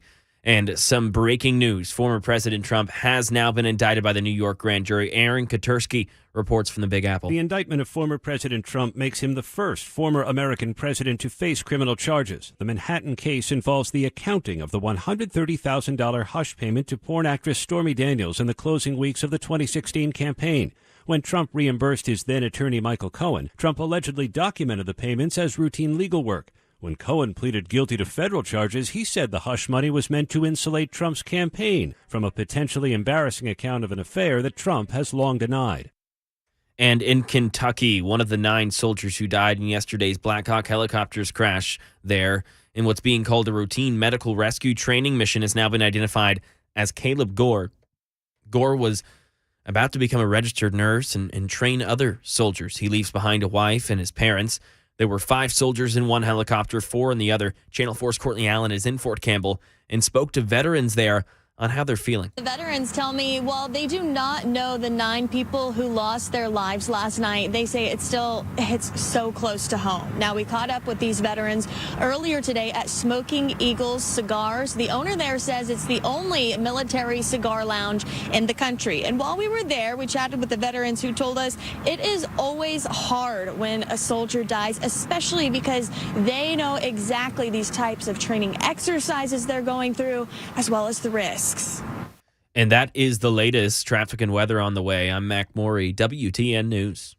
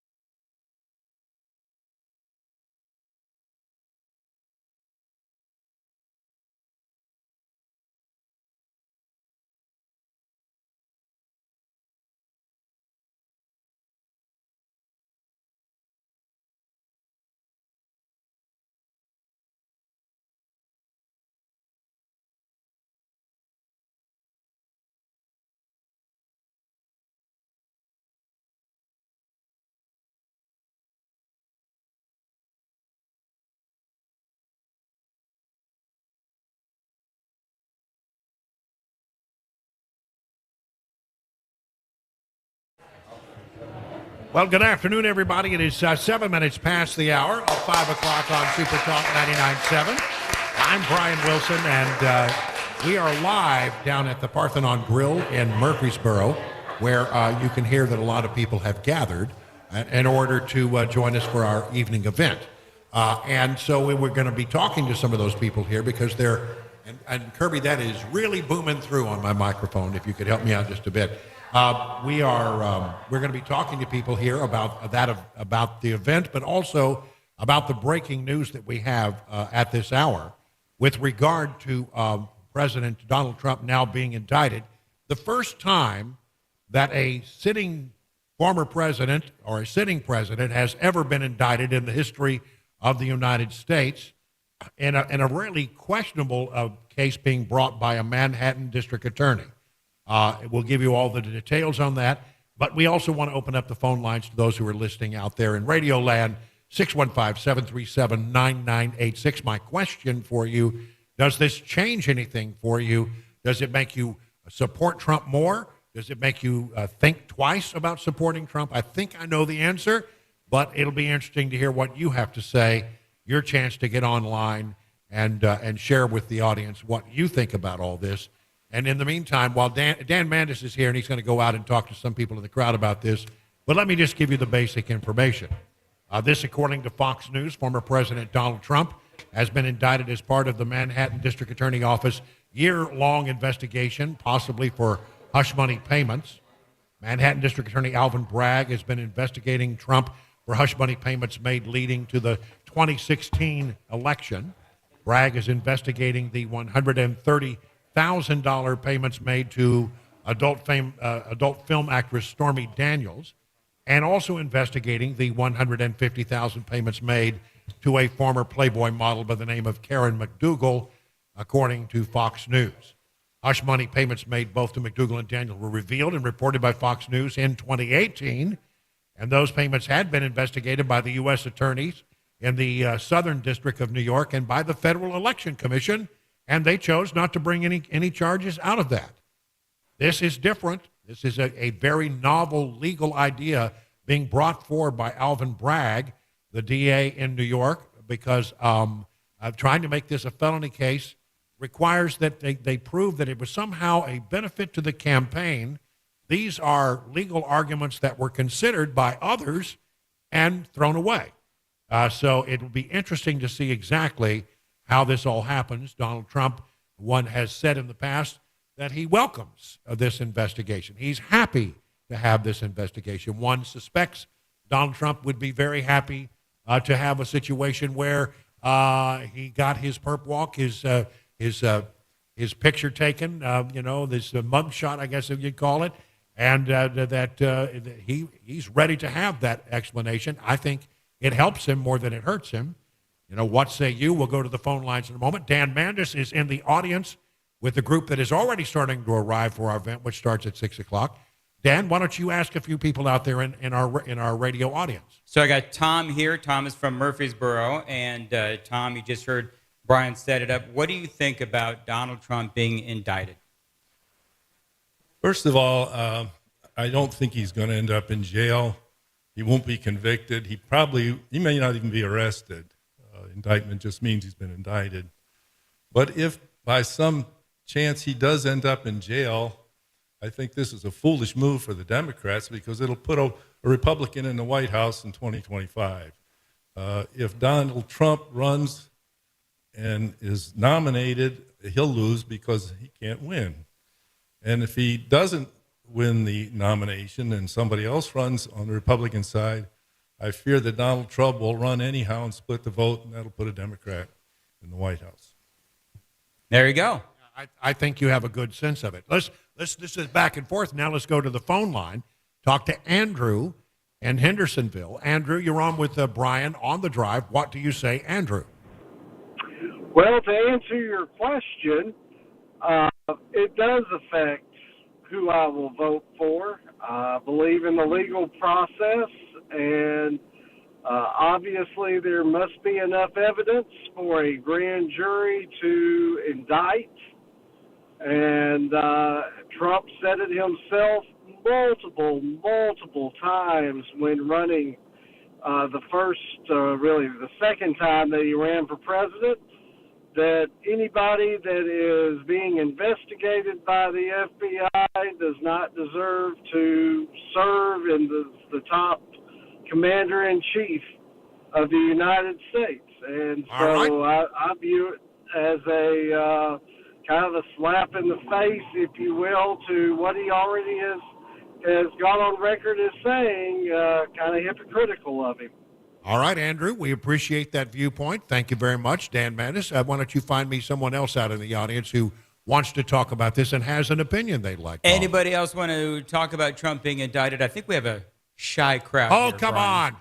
We're not asking. We're just going to start putting a microphone in All your right, face. so I can't say what this nice lady's hat says on the radio, but can you see it? Yeah, I can. It says, "Do epic stuff."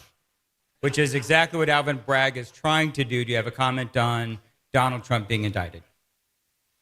As a lawyer, it's disappointing to me that there's such a distortion of the law.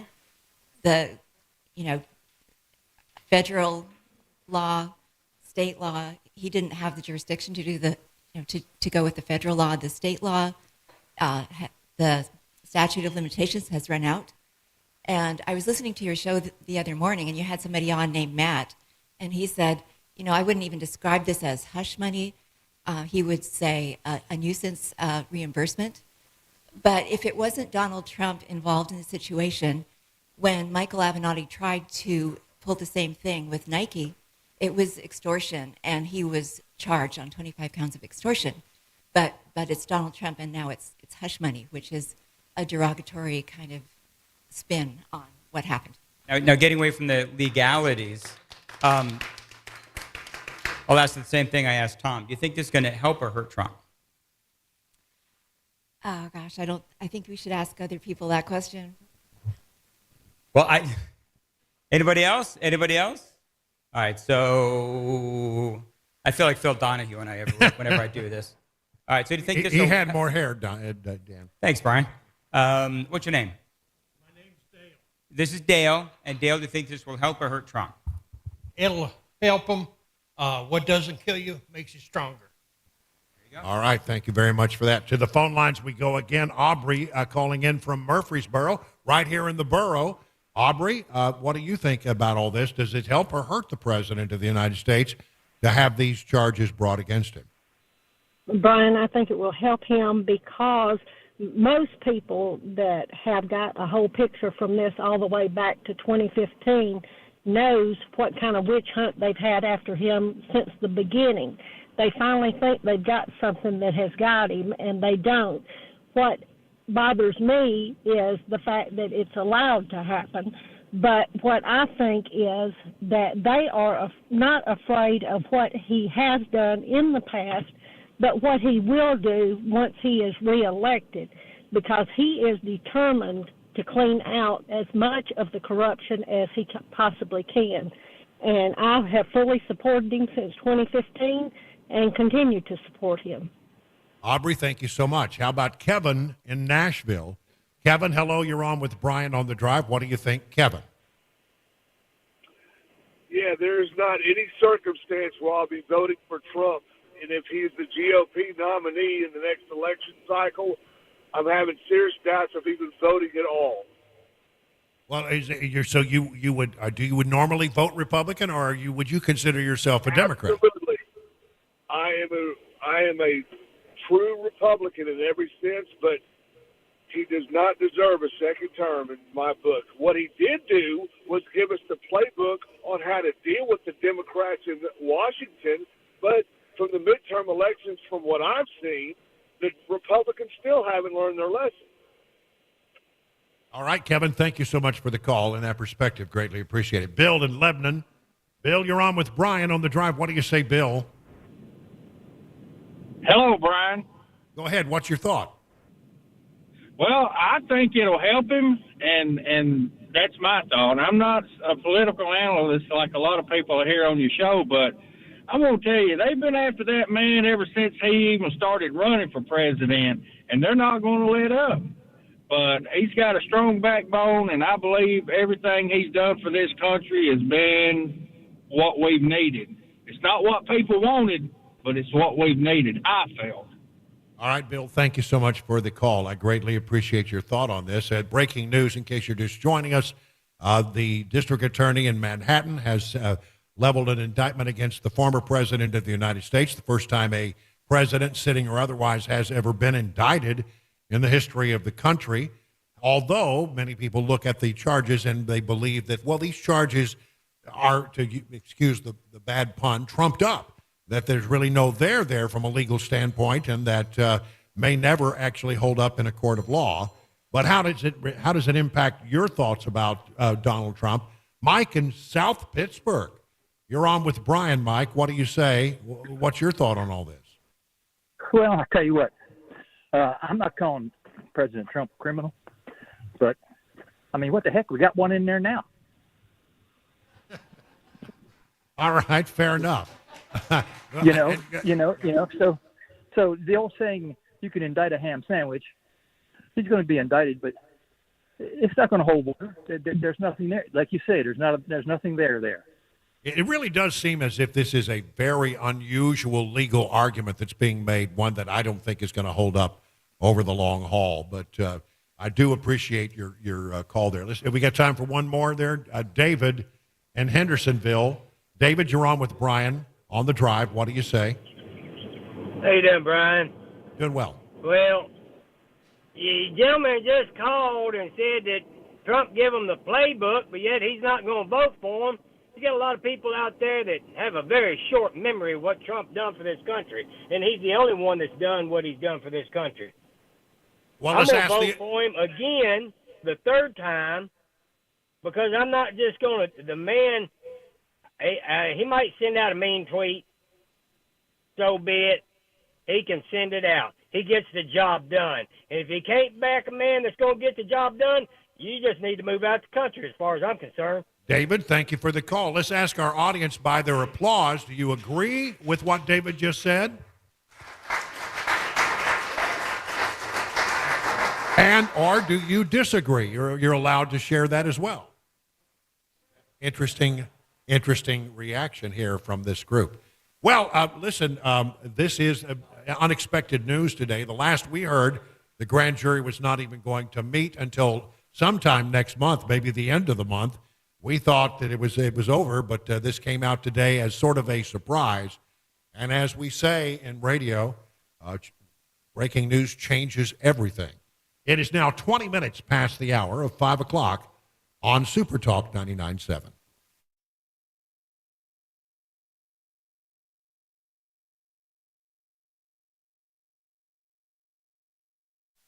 Let me talk to you about the folks over at Sylvan Health. It's a personalized nutrition service covered by insurance. How does that work? Well, let's dive right in. You see, nutrition can improve the way you feel, can help you lose weight, can manage health conditions like high blood pressure, diabetes, high cholesterol, all of which are directly related to the foods that we eat.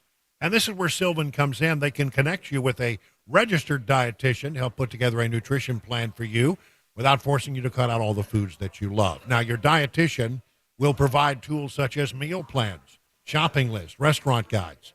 A few small tweaks to your diet can go a very long way. Appointments are done via video calls or over the phone, so there is never a need to travel. And here's the best part. This service is covered by insurance. That's right. 90% of patients have zero out-of-pocket expense. So schedule your appointments today, 833-279-5826, or visit sylvanhealth.com. and take that first step toward looking and feeling better, utilizing the power of good nutrition.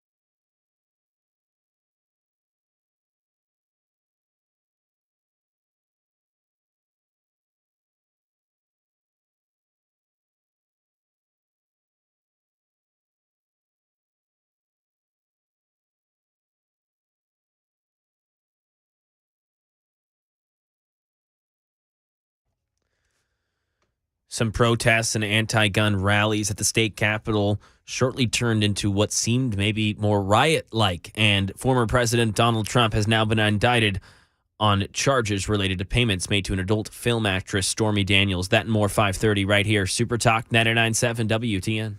And maybe it would be good for us just to recap all of the breaking news that we've been trying to deal with here today. I mean, the latest news that came down from the district attorney's office in Manhattan is that we have an indictment against former President Donald Trump with regard to the Stormy Daniels matter, and also another Playboy bunny by the name of McDougal.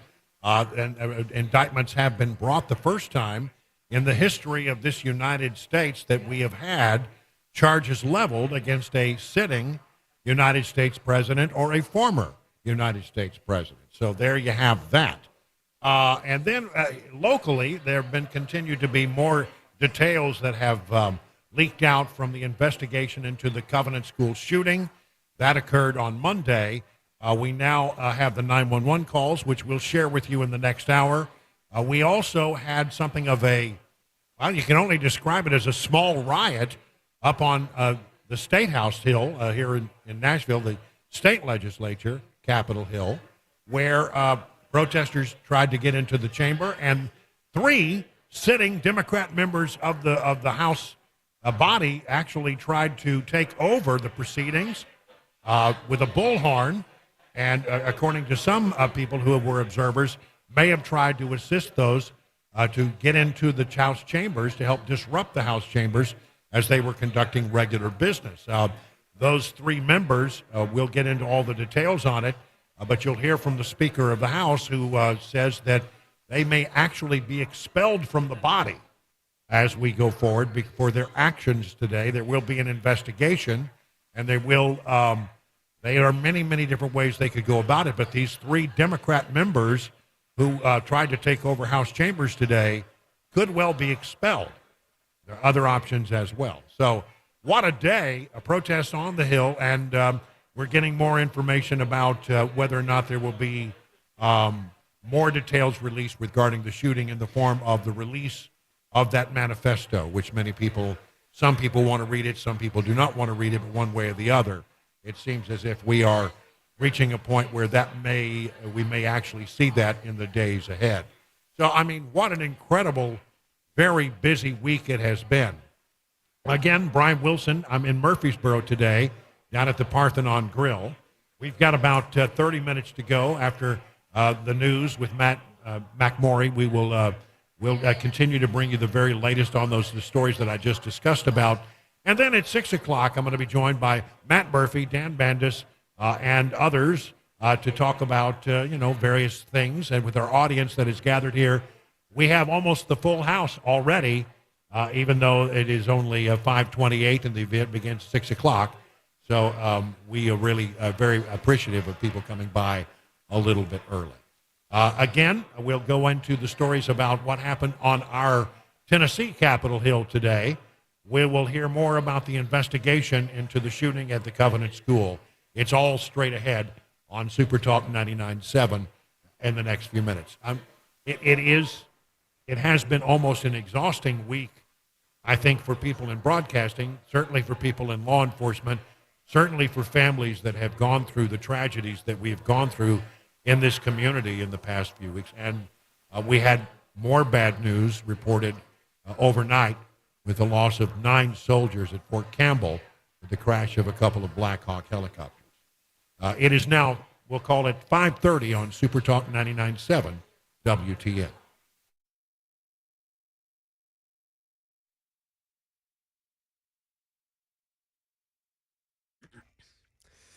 Just before 5:30, 5:29, I'm Mac Morey with your top stories. Right now, 73 degrees and sunny in Nashville. Severe weather threat coming tomorrow night.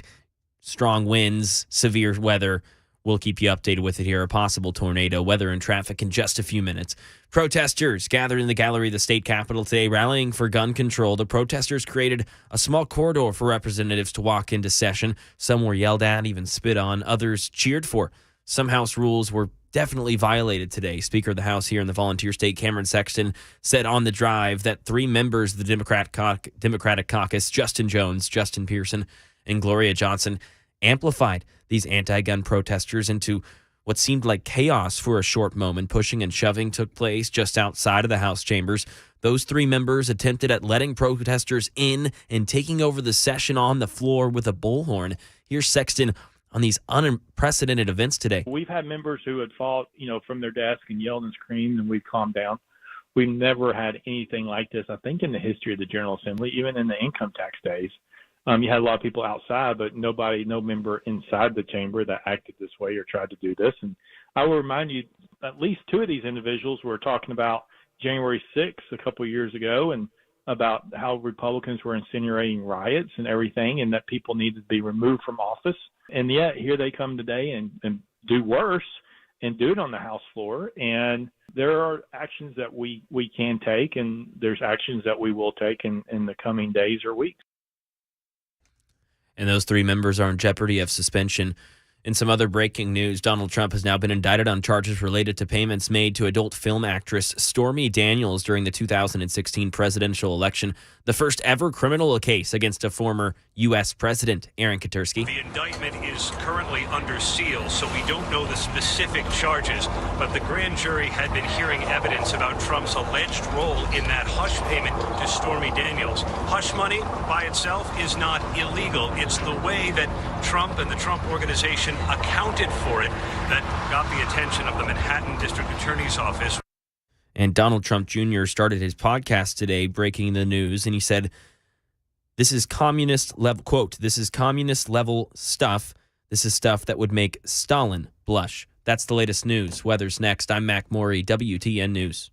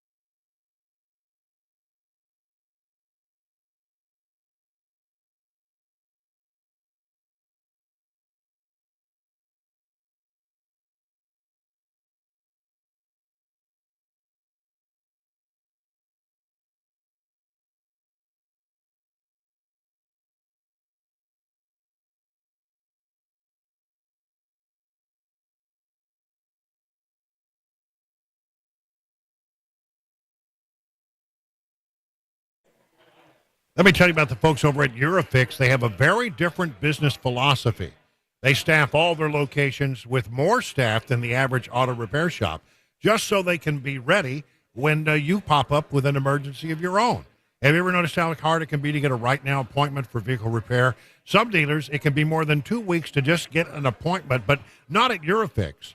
Eurofix has been offering quality repairs that beat the dealer without dealer pricing since 1999, plus a 3-year nationwide warranty and the staff to fix your car now.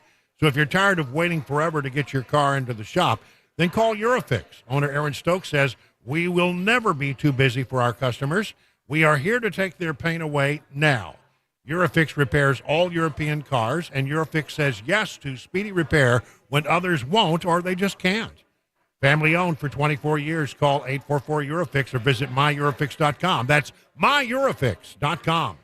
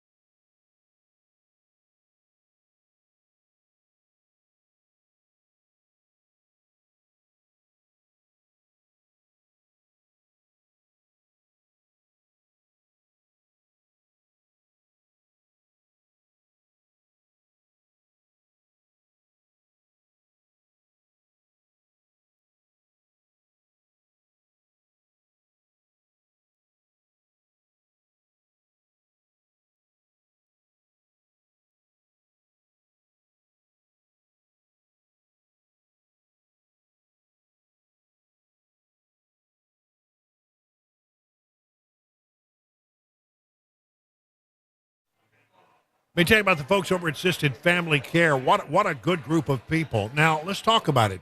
Do you have someone in your family that maybe has reached a point where they need some help every day? The things that were once so easy are no longer easy for them.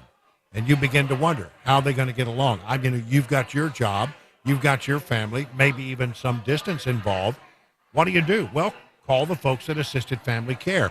They can connect you with a responsible, compassionate, compatible helper to assist you with your loved one's daily needs. And if your loved one is a veteran or a spouse or a widow of a veteran, they could very well qualify for a little-known benefit that will cover these types of expenses.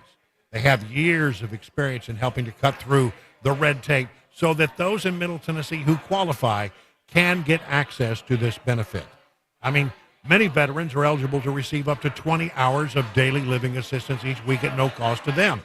You're a veteran with wartime service, you may qualify for the benefit for yourself or for your spouse. I want to tell you the application process is daunting and confusing, but the folks at Assisted Family Care are experts in how to weave your way through all of that. Assisted Family Care will be there for you. Visit assistedfamilycare.com or call this number, 615-833-9725.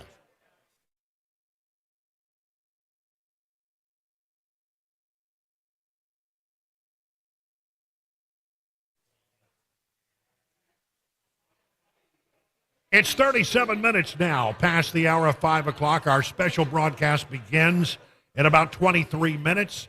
I'm Brian Wilson. I'll be joined by Dan Mandis. Matt Murphy is here. Johnny B. has just arrived. And we have about, 100 of our closest friends. Hello, everybody. Thank you so much for being here. We're glad that you're here at the Parthenon Grill.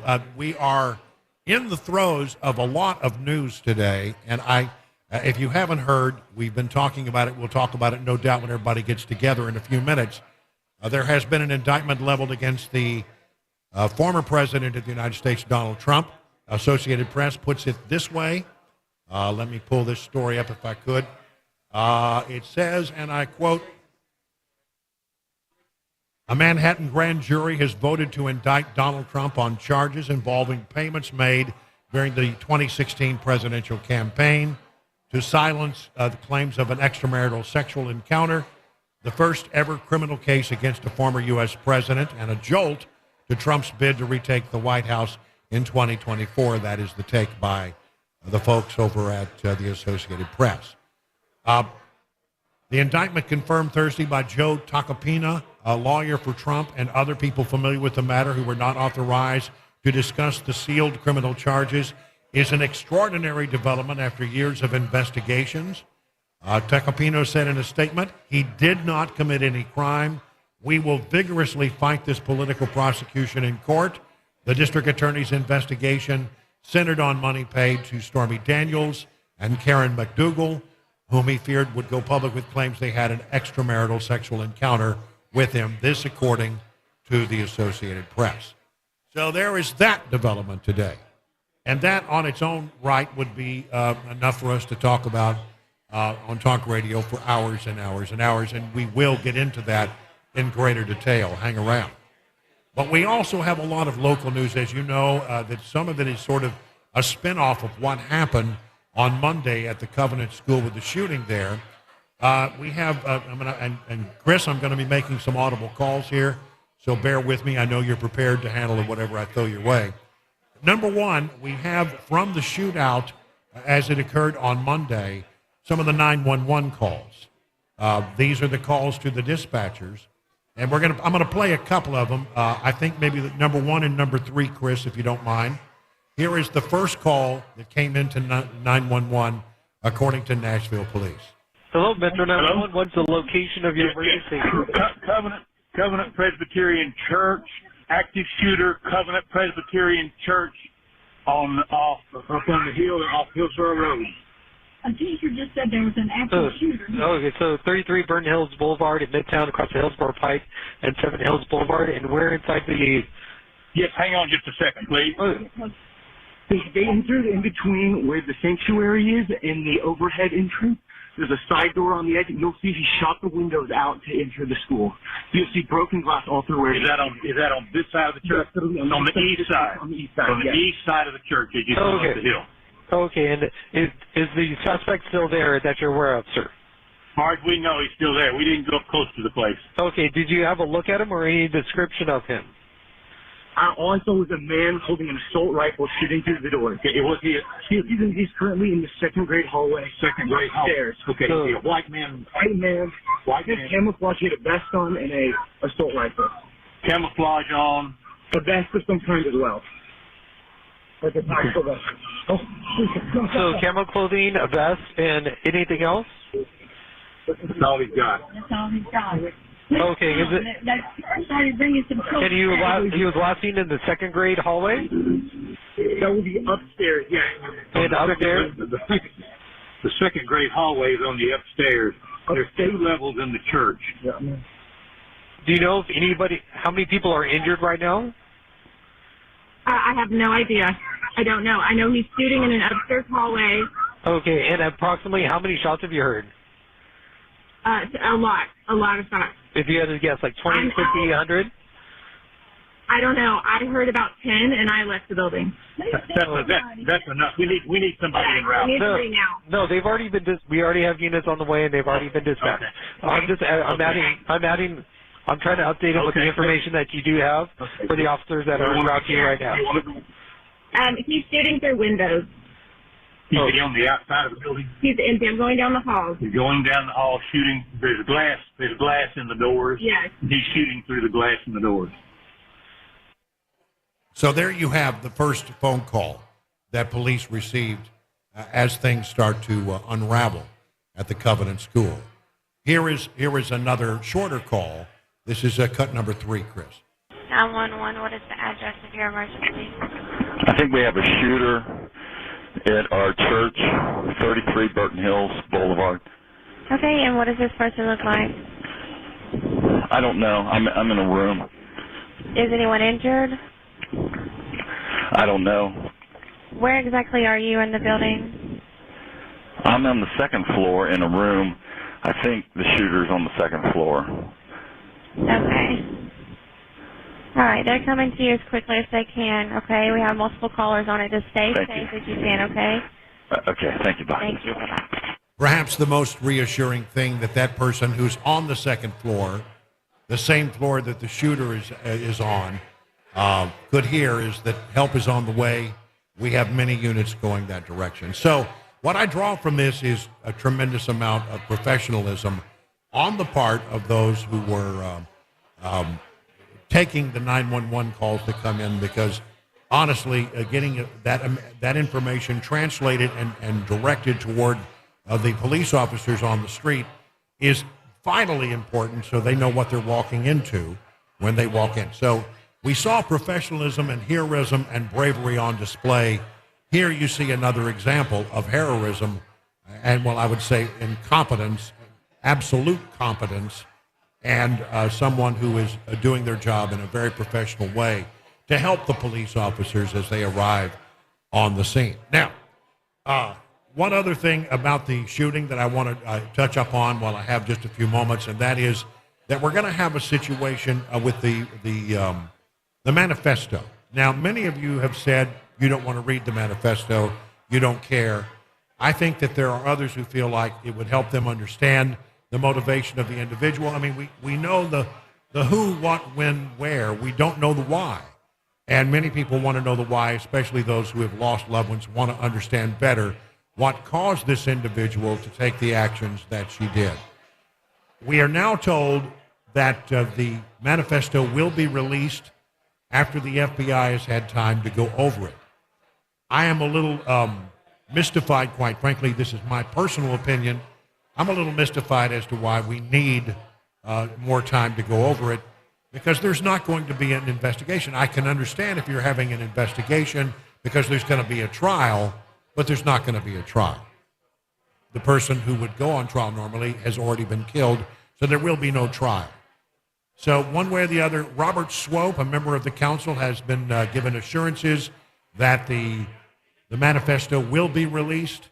And he says if it's not released within a week, he will demand that it be released so we can get some closure and better understanding of that situation. Third thing, I mean, I'm telling you, I've been drinking out of a fire hose today. The third thing is what happened today up on Tennessee's Capitol Hill, the state legislature. About, I don't know, maybe 1,000 or so people went up there to protest, anti-gun protesters who took over Capitol Hill today and entered the hallways. It got out of control for a while to the point where it was described as a riot. We have a situation where people who were trying to conduct business in the House chambers were pushed and shoved and spit upon, we are told. And at one point, it appeared that 3 Democrat members of the state legislature tried to take over the chambers.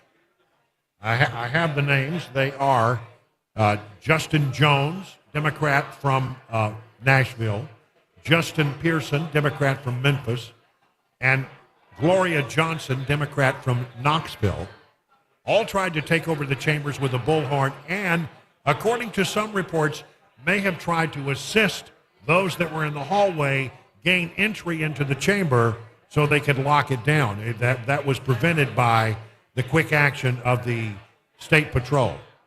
We spoke with Speaker of the House Cameron Sexton about that earlier today, and he says that there's going to be an investigation, and it's entirely possible that the 3 members who conducted these actions could be expelled from the body. Well, I mean, you had a student event today, and so they had a lot of students come up, and they were protesting. They were okay at the beginning and shouting and screaming, which is, we've heard that a lot over the years. And then what you had is you had 3 members of the Democrat caucus that was trying to incense them and increase the intensity of it over the course of the day, up until those 3 members interrupted our session and walked into the well and pulled out a bullhorn and really started trying to incite a riot into the House chamber. Well, let's name some names. Who were they? Well, the 3 that were in the well was Representative Justin Pearson, Representative Justin Jones, and Representative Gloria Johnson were the 3 that were in the well. Obviously, there are House rules about decorum and the way things are supposed to operate. This would be clearly in violation of those House rules?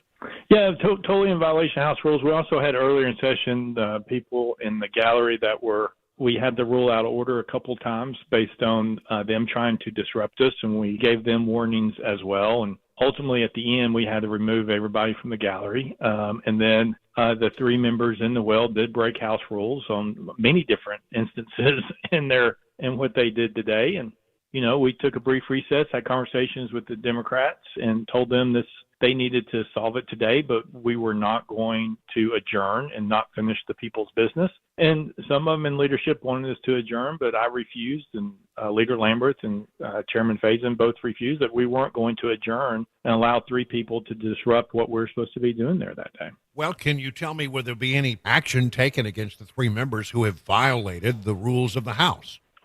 Yeah, we're going to go back and look at everything. It can be anything from remove them from committees and do anything like that. It could be the censure, and ultimately we have the right to expel them if that's the way we want to go. Do you think it will reach that point? It very well could. We're going to have conversations with leadership. We're going to give it a little bit of time for people's emotions to calm down, but there's a very good likelihood it could be that.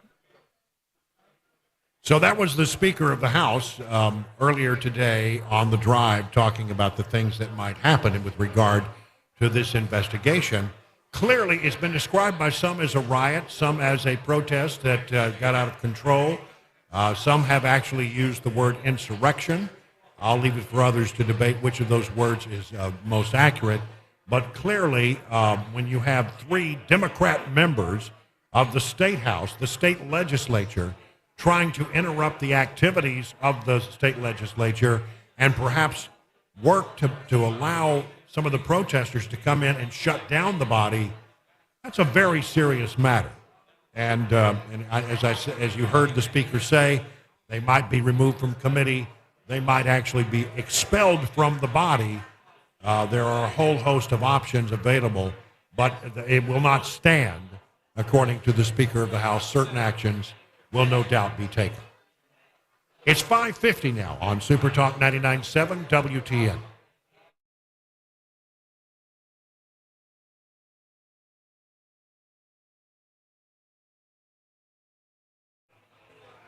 All right, how are you faring in this rough and tumble market? The experts at Beacon Capital Management understand it can be a little scary, but here's the thing. Beacon Capital Management has a plan to assess where you are and help you make any mid-course corrections that might be needed. Wouldn't it be great to have peace of mind that you're on the right path? Beacon can provide that reassurance. It starts with a simple phone call. The experts at Beacon will take it from there. I mean, what do you have to lose except for all of the worry? So why not get started today by calling 615-488-9303. At the end of the process, you'll be able to rest easy knowing you have a plan that meets all of your retirement goals. That's right, replace the worry with confidence that you're on the right path, that all the T's have been crossed, all the I's have been dotted. Again, the number is 615-488-9303. The experts at Beacon stand ready to take your stress away. Learn more at beaconcm.com.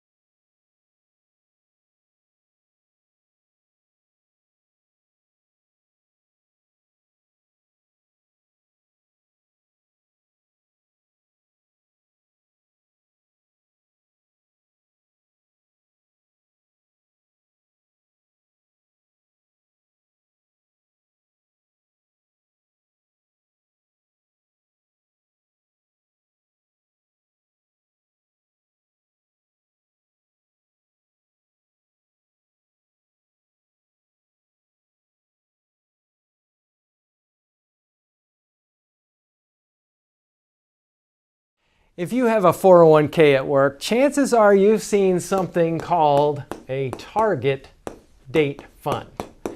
Now, the idea behind a target date fund is if you're going to retire in a specific year, let's say 2030, all you do is put all your money in that fund and you don't even have to think about it. Set it and forget it is the idea.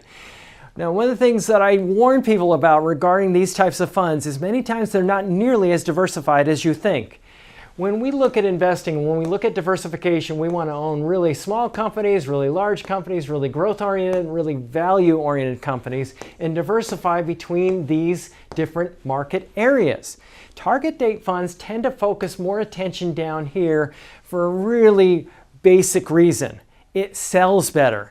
Because you're investing in very big, well-known U.S. companies, what happens is investors tend to like to look like the market, as we say. And the problem, though, is when we do that is we can go very long periods of time. 1966 through 1982 is one example. More recently, 2000 through 2012, where large U.S. stocks had no return, where other market segments actually did quite well. So one of the things that happens is when we invest in a target date fund, we may be overly concentrated and have more risk than we really realize. So if you want to learn more about our approach to investing and financial planning and how we educate investors, go to paulwinkler.com and set up a free 15-minute phone call, or you can call 615-851-1950.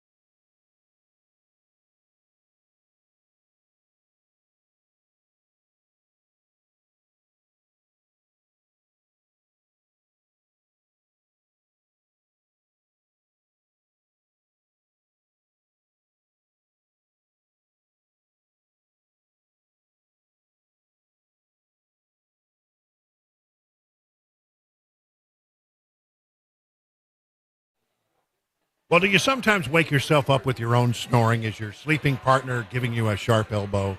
Have you been sent to the couch? You know how that goes. Why don't you do something about it? Set up an appointment with Dr. Stephen Poss at the Sleep Apnea TMJ Solutions Clinic. 2 locations for your convenience, one in Brentwood, one in Murfreesboro.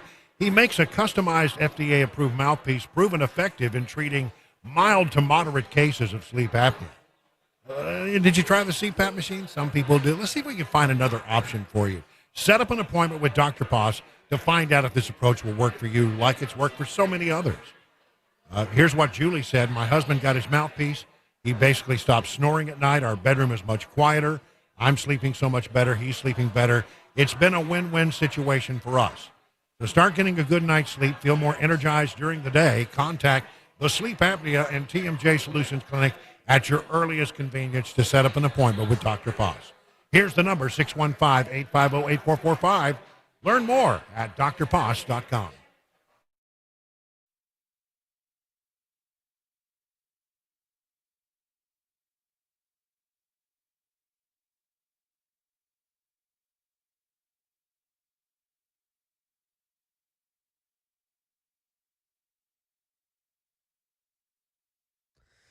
Six o'clock, Mac Maury with your top stories. Right now, 72 degrees and lovely right now in Middle Tennessee. Going to be a little bit less lovely tomorrow night once that sun goes down. Expecting some severe weather, strong winds, thunderstorms, a possible tornado, weather and traffic, just a few. Speaker of the House Cameron Sexton joined the drive on WTN, spoke on the protesting, saying that 3 members of the Democrat caucus, Justin Jones, Justin Pearson, and Gloria Johnson, were trying to make the protesters more amplified during the session. Multiple rules out of order occurred. Warnings were issued. Ultimately, everyone was removed from the gallery. The representatives made the decision to not adjourn and to finish what they set out to do today. There could be action taken against these Democrats. Yeah, we're going to go back and look at the video. We're going to document everything. We're talking to everybody that was involved, that was protecting. We had members who were trying to go outside the chamber and was being assaulted and being pushed and spit on as they were just trying to go to the restroom or try to leave the chamber today.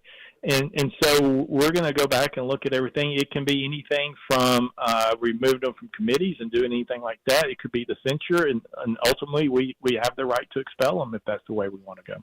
Sexton said they want to have some time to just let everything calm down emotionally, but there's a good chance something happens in response to these events. He mentioned that these Democrats wanted to be handcuffed and walked out, and a lot of the session today consisted of speaking on school safety and improving it. State Representative Scott Sapicki joined the Matt Murphy Show today on WTN and mentioned using funds for grants on private schools to get them some of the safety features that a lot of public schools in the state have been fortified with. We have the ballistic tape that is on the glass doors to make sure that if a bullet hits them, they don't shatter. We have the automatic entry locks that you have to go before a camera, like you see on people's doorbells. You have to have a camera that they can look at, and then they will buzz you in, but you have to show your driver's license first. The reason why you have to show your driver's license first is because they run it through a system called Raptor, I believe it's called, that scans the TBI database to see if there's any once warrants, if there's any restrictions on you. And then you have to identify who you are, and they have to ask you, well, who are you here to see? But they don't buzz you into the school. You get into a middle chamber that is lockable, and they can hold you there and restrain you there until, if there's an issue, the SRO can show up. He says the funds are available. He says SROs are another factor in the children's safety in schools. And some ongoing breaking news, former President Donald Trump has now been officially indicted by the New York grand jury for hush payments made to porn actress Stormy Daniels, the first time a president, former or active, has been indicted for any crime. He's likely to be arraigned next week. He made a statement in response to this announcement saying, quote, "This is political persecution and election interference at the highest level in history.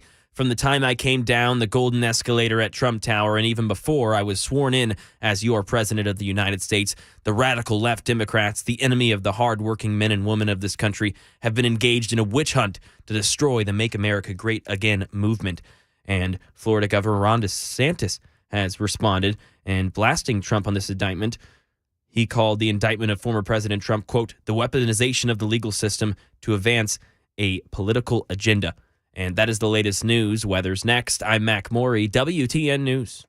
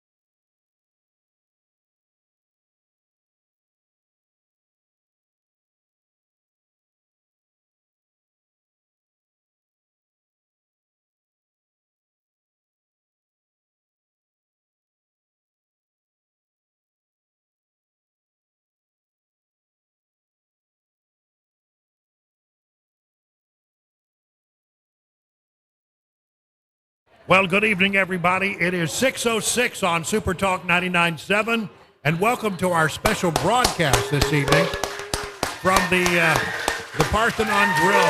Come on, man, let's go! An anemic start, but nonetheless, they rapidly caught on to the idea. We're at the Parthenon Grill in Murfreesboro for a special broadcast here for the next couple of hours. Brian Wilson, we got Matt Murphy, we got Dan Mandis, we got Johnny B., all at the table here tonight to have a conversation, and at some time we'll take, I guess, some questions from the audience. Sure. It's going to be a rough and tumble couple of hours. Okay. In the arena. In the arena, that's right. A lot of news going on today here. I'm just going to throw it open to go around the table and discuss these things.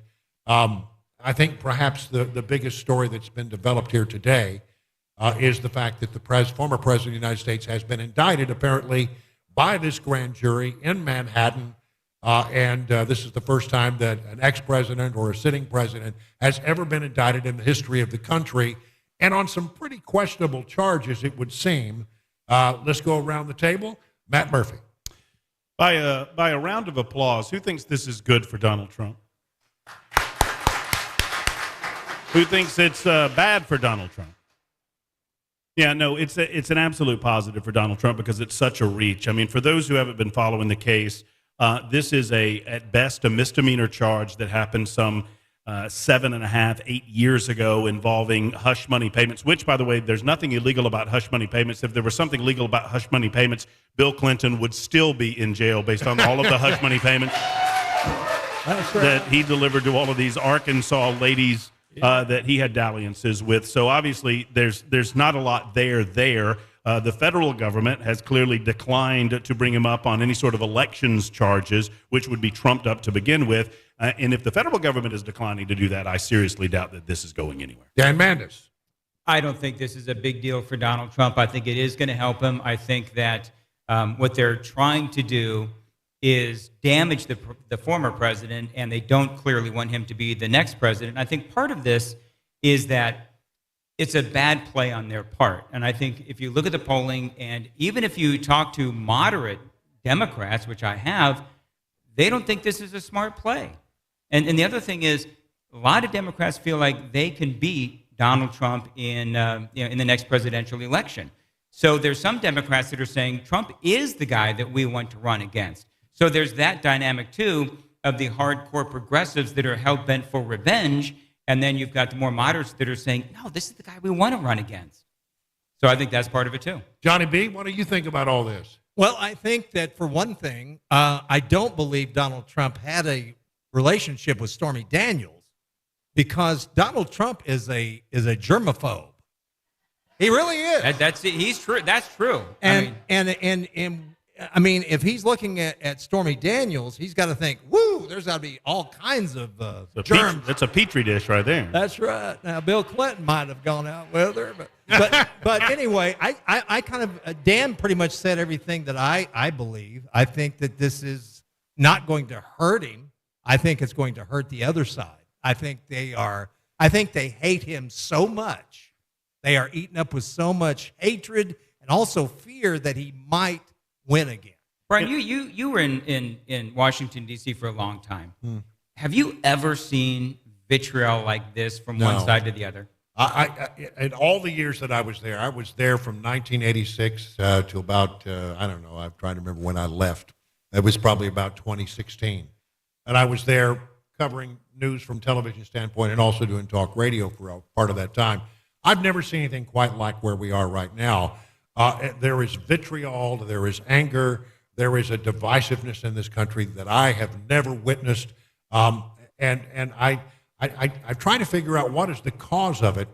But we're in a situation right now in America where I think honestly, I pray each and every day that somehow we find a way through all of this, because I think it is so divided that things could spiral out of control in this country. And I hate to sound like that crazy person, but I don't think it's too far beyond the realm of the possible. Well, and I think the anger against Donald Trump comes from one source.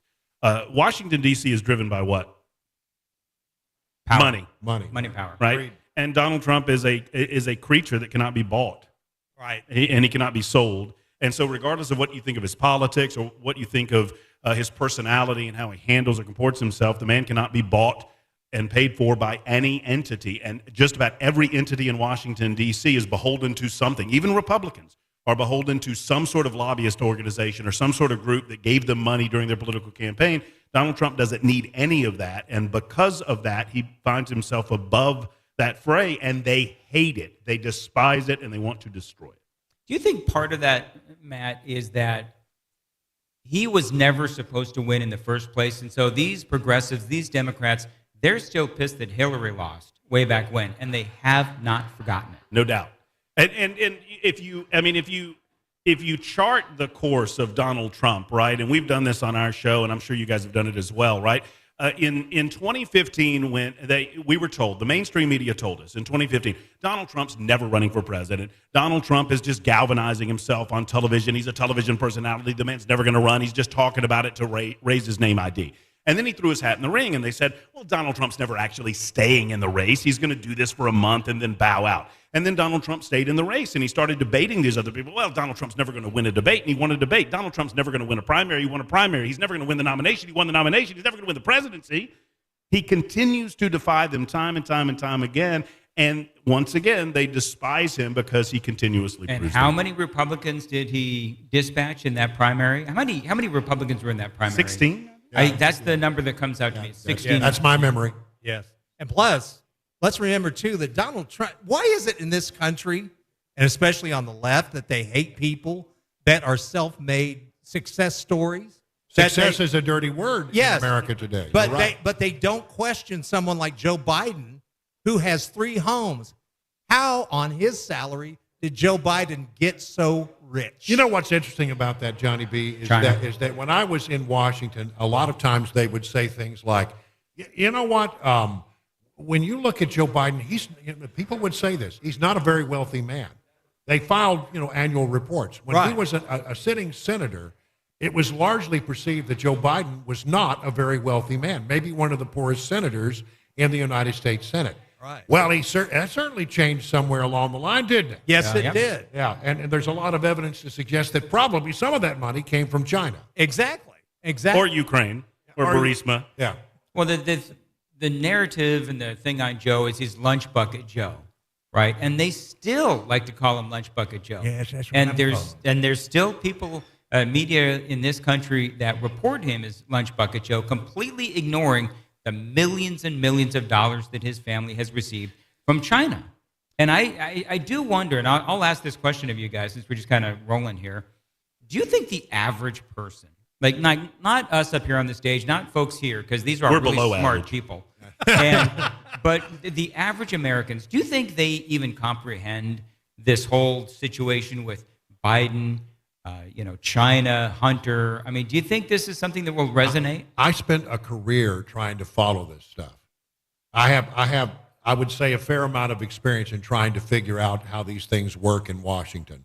It's all I can do to keep up with it. And if you're someone who casually follows politics, if you're someone who doesn't watch the news that often, if you're someone, especially young people, who get your news from social media and it's all been, digested for you, and they don't get into the weeds, and a lot of these stories that we talk about do not get covered, you are blissfully unaware of all of this. Now, they'll hear the former president was indicted today, but they won't understand the complexities and the nuance of the story because they don't follow it. And by the way, it's sort of hard to explain in some cases.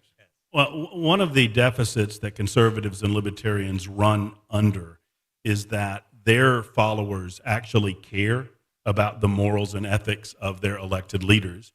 The Democrats don't care. No. I truly believe the Democrats do not care how dirty Joe Biden is.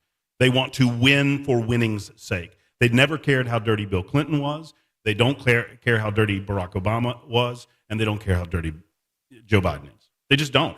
But the thing that we have going for us, conservatives, libertarians, whatever you classify yourself as, is 2 things that I've long said about Democrats. Democrats always overplay their hand. If they think they have a winning hand, and they think they have a winning hand by indicting Donald Trump, they think ultimately that this is going to be his downfall. They always overplay it. And Couple that with they think the American people are stupid. I mean, they truly believe that flyover country somewhere between California and New York, and they don't really know these regions of the world. They don't even know they don't know who these people are, but they think we're dumb, and they think we're too dumb to understand what's really going on.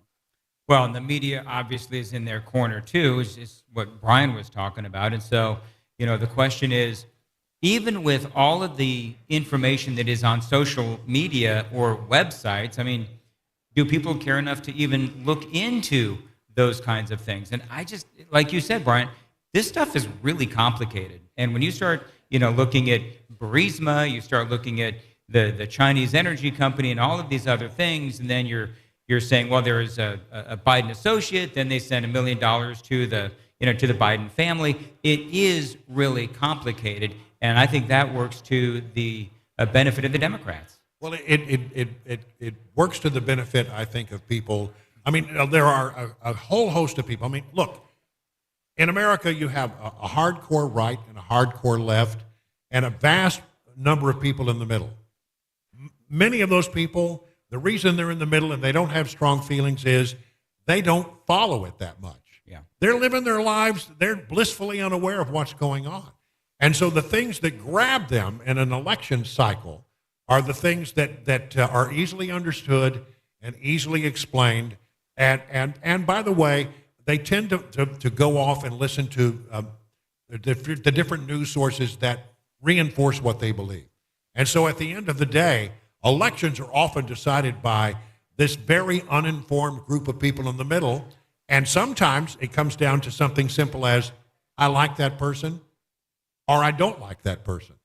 And sometimes the battles that I find myself in during my portion of the day are convincing people that we don't have to convince Trump supporters that he did nothing wrong. We have to convince that 10% or wherever the percentage is of people that don't pay enough attention in a normal daily, with their normal daily grind. They don't quite pay the attention that some who listen to our radio station do. Those are the people that you have to get through to and give them the nuts and bolts of what's truly going on so they can make an informed decision when election time comes. Well, a lot of reasons that these people do not follow everything, and especially right now, you have 43% of the country that are now working 2 jobs. Right. Yep. They don't have time to dig into the weeds as we do, or some of the folks here. And that's another problem that's facing America. And I think, too, it's going to definitely be a factor in this next election.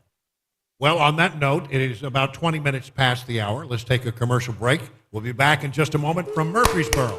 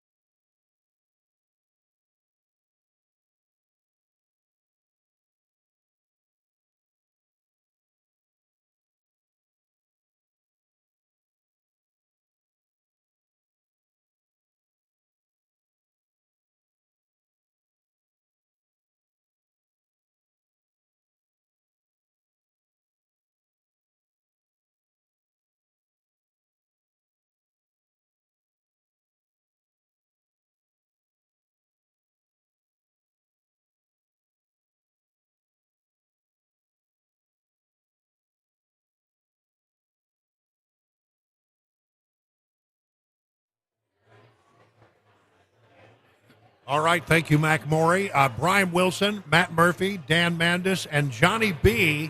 down at the Parthenon Grill in Murfreesboro. This event brought to you by Dr. Poss at the Sleep Apnea TMJ Solutions Clinic. Dr. Poss in the audience today. Say hello to Dr. Poss. Father of the beast. Let me just say before we go a step further, we are nothing without, number one, the people who listen to the radio station, but also the sponsors who make this all possible. So we really appreciate you being here today and sponsoring this event. I think maybe we'll move into what happened locally. This has been, and Dan Mandis, you and I talked about this a little earlier on the broadcast, this has been an incredibly difficult week, starting with Monday and the shooting at the Covenant School, and there's just been a series of things that have, each and every day, that have added to that particular story. A hell of a week, Matt Murphy. Yeah, it has been. I mean, obviously, it's been a very trying week, and what we try to do on air is just deliver information. I think you said it best, Brian. In these times, we just try to tell you what we know and don't try to pretend to know what we don't know. And then before you know it, we begin, processing it and opining on what potentially can happen to prevent the next threat. Obviously, we have some Democrats in the state of Tennessee that believe that taking law-abiding citizens' guns from them or preventing them the ability to own certain weapons would prevent one of these tragedies, and they certainly made their voices heard at the Tennessee State Capitol. And look, I'm not against anyone peaceably protesting or petitioning their government for a redress of grievances. Some of the people that were there today were doing just that. That's right. But what happened inside of the House chamber, as you talked about with Cameron Sexton, I spoke about it with Scott Sapicki earlier today, and I know you guys talked about it as well, was absolutely shameful when you had representatives attempting to encourage citizens to break the law within the State House chamber. It was absolutely shameful. Who do they think that they're convincing with this kind of behavior? I mean, I know that they're trying to say, well, we can have our own insurrection. I think that's part of the dynamic here, but I just think that it's absolutely insane, and I do believe that Cameron Sexton should kick them out of the chamber. I think they should be removed. And you're talking they may about, well be expelled. Well, you're talking about Justin Jones. You're talking about Justin Pearson and Gloria Johnson. The three Democrat members from, respectively, Nashville, Memphis, and Knoxville. Yeah, and so both of these guys, like Justin Jones, remember, he got arrested back during the George Floyd riots. He's very much of an activist, so you have him. He had all these charges, by the way. A lot of them were dropped. But this is a guy who is an activist, and he, I believe, probably has committed these crimes. I don't know why they dropped all these charges. And then you have this Justin Pearson. You don't understand why the DA in Nashville drops all the Very charges? good point. Very good point. And then something funky going on. And then you've got Justin Pearson, and this is the guy out of Memphis who basically accused Republicans of racism for trying to implement a dress code. So that's the kind of people that we're talking about here. Right. Well, you give them what you want, or what they want, by kicking them out of the chamber, though, right?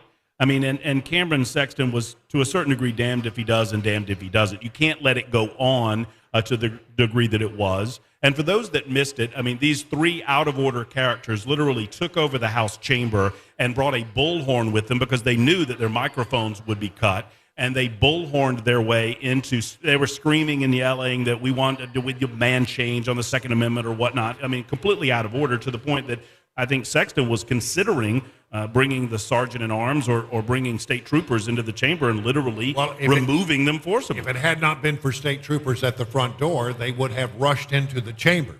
They literally stood there at the door and prevented that from happening. And some of these lawmakers got spit on. So what you're saying is that Democrats today were responsible for the most violent activity inside of the state capitol since the Civil War? Maybe. Yeah. Well, is that not an insurrection in and of itself? Amen. I mean, I don't know that I'd go so far. Maybe we could call it a transurrection. Oh. Well, one way or the other, it is it's reprehensible conduct, and I hope they go ahead and kick the guys out.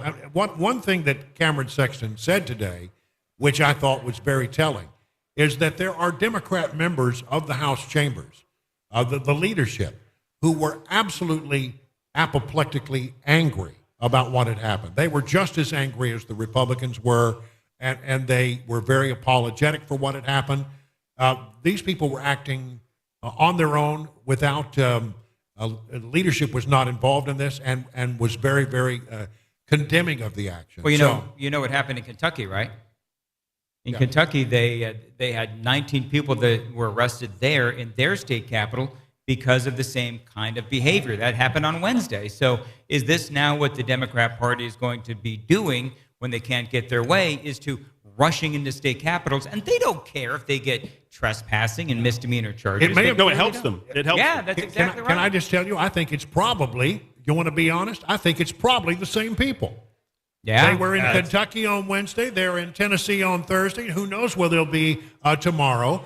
The protests were listed on some of the local TV stations' websites as parents concerned. Oh, have you seen that? Have you seen the video? These weren't parents. No. And I guarantee you, if you were to do a license check on everybody there and look at their driver's license, what you'd find is that there were damn few of those people who were actually from the Nashville area or from the state of Tennessee. Well, and it proves my point. Heidi Campbell, when the shooting happened, which I thought, sorry, Heidi, but I thought this was really classless, to come out in the media right after it happens and say this gun culture is sick. Well, Heidi, you got it halfway right. It's not the gun culture, it's our own culture that has become sick. Yeah. And this proves it. Amen. Well, and as far as the three representatives go, my prescription would be simple. You don't remove them from the body, because I think you give them what they want, and they were elected by people within their districts. You take away their committee assignments. You do not call on them to speak in the body. You do not assign them to any sort of responsibility. Yeah, that's right. You take away their parking pass. You take away their members-only elevator privileges, and you make them non-people within the House of Representatives. All right, it is 31 minutes now past the hour of 6 o'clock on Super Talk 99.7 WTN.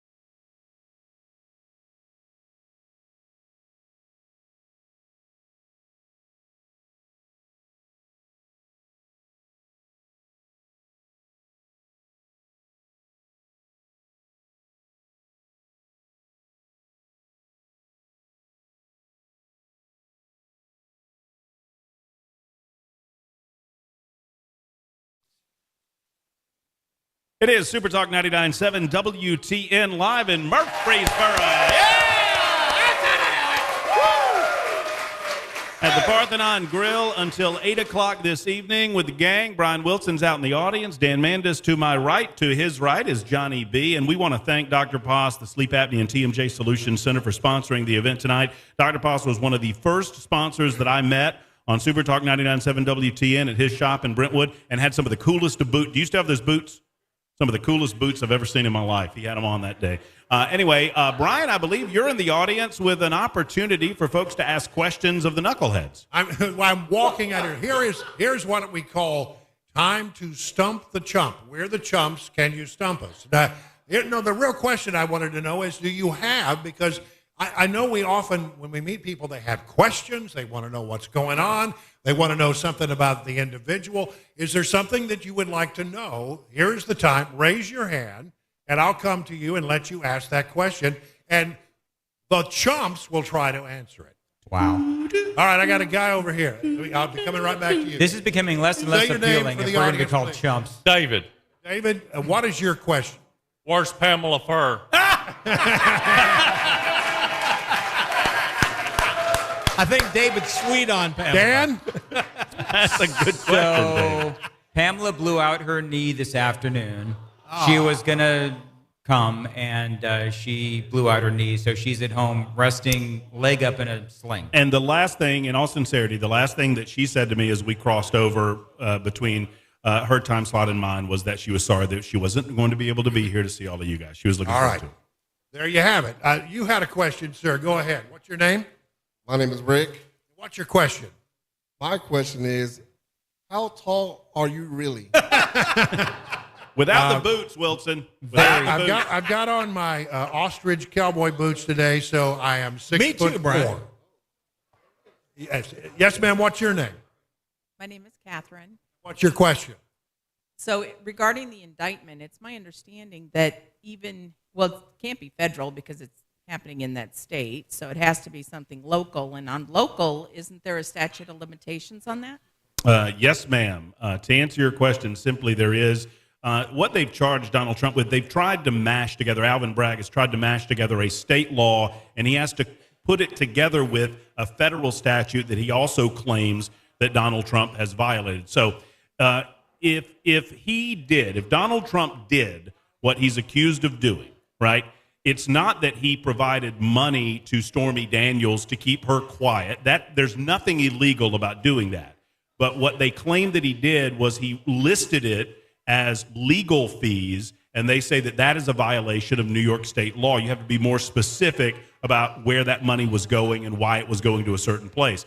But that's a misdemeanor, and the statute of limitations is 2 years on that charge. So you have to tie it to another crime in order to make it a felony. The only crime that they can tie it to, it's my understanding, is the federal charge of taking an in-kind donation and not reporting it in order to further your political campaign. In this case, it would have been the 2016 election campaign. So they're taking a charge that the federal government, the Federal Elections Commission, declined to bring against Donald Trump, and claiming that they're going to use that charge to bolster the state charge up to a felony. Is everybody confused yet? Well, the statute of limitations federally is also expired. It's 5 years, I think. Yeah. So I think most people agree this is a very dodgy legal argument. And it will bolster the Donald Trump claim ultimately that the entirety of the federal government is out to get him to try to prevent him from running. I predict that Donald Trump is going to sell 800 million T-shirts with his mugshot on it. That's right. All right, another question from the audience. What's your name? Brandy. And what's your question? We came to see Grogu. Grogu. Grogu.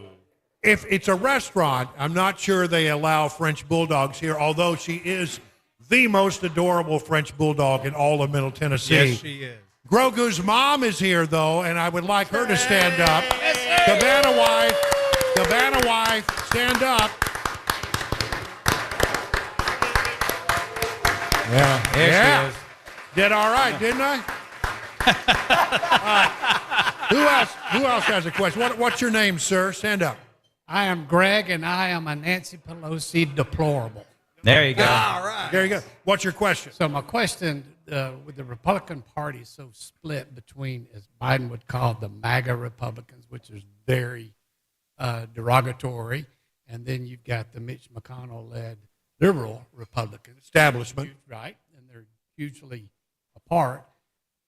But Mitch got all the support from the senators. I would love to see, with your reach and your influence and the people that follow you, do a forum like this, but have Senators Blackburn and Haggerty come face their constituents and look us in the eye and tell us how they're going to bring the Republican Party together. What can they do, and what are they going to do to bring it? Because I'm no longer, I'll soon be 65.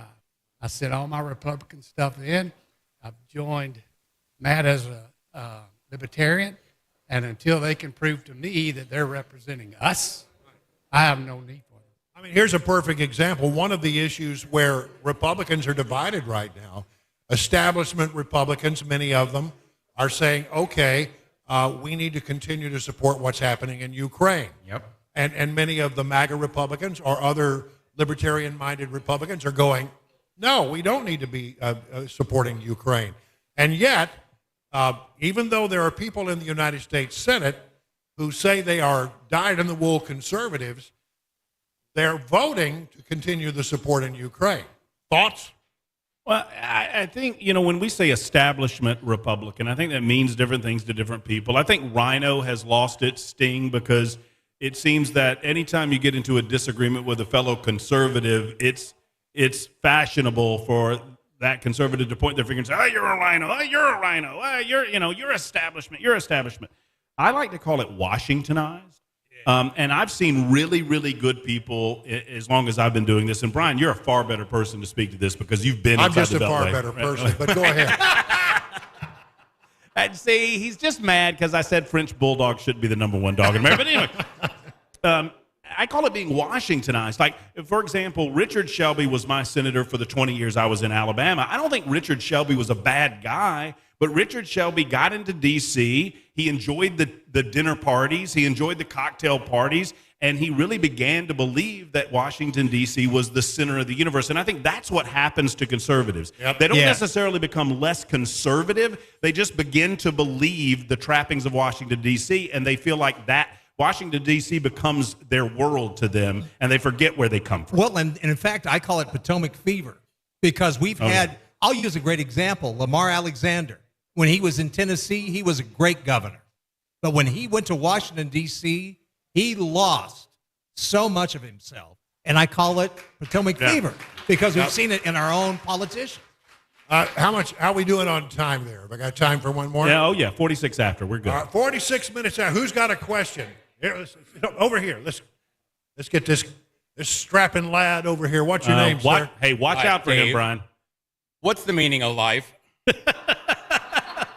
There's one in every crowd. Grant, the answer to that question is 42. 42. I was going to say 65. Who's got a question? Who's got a question? Come on. Who knows Douglas Adams? Here, coming up the aisle. I'm running. It's not that I can't move quickly. It's just that the aisle is very narrow. Your thoughts? Your name, sir. Thank you for your service, sir. Yes, sir. Terry Smithson. All right. So tell me, what is your question?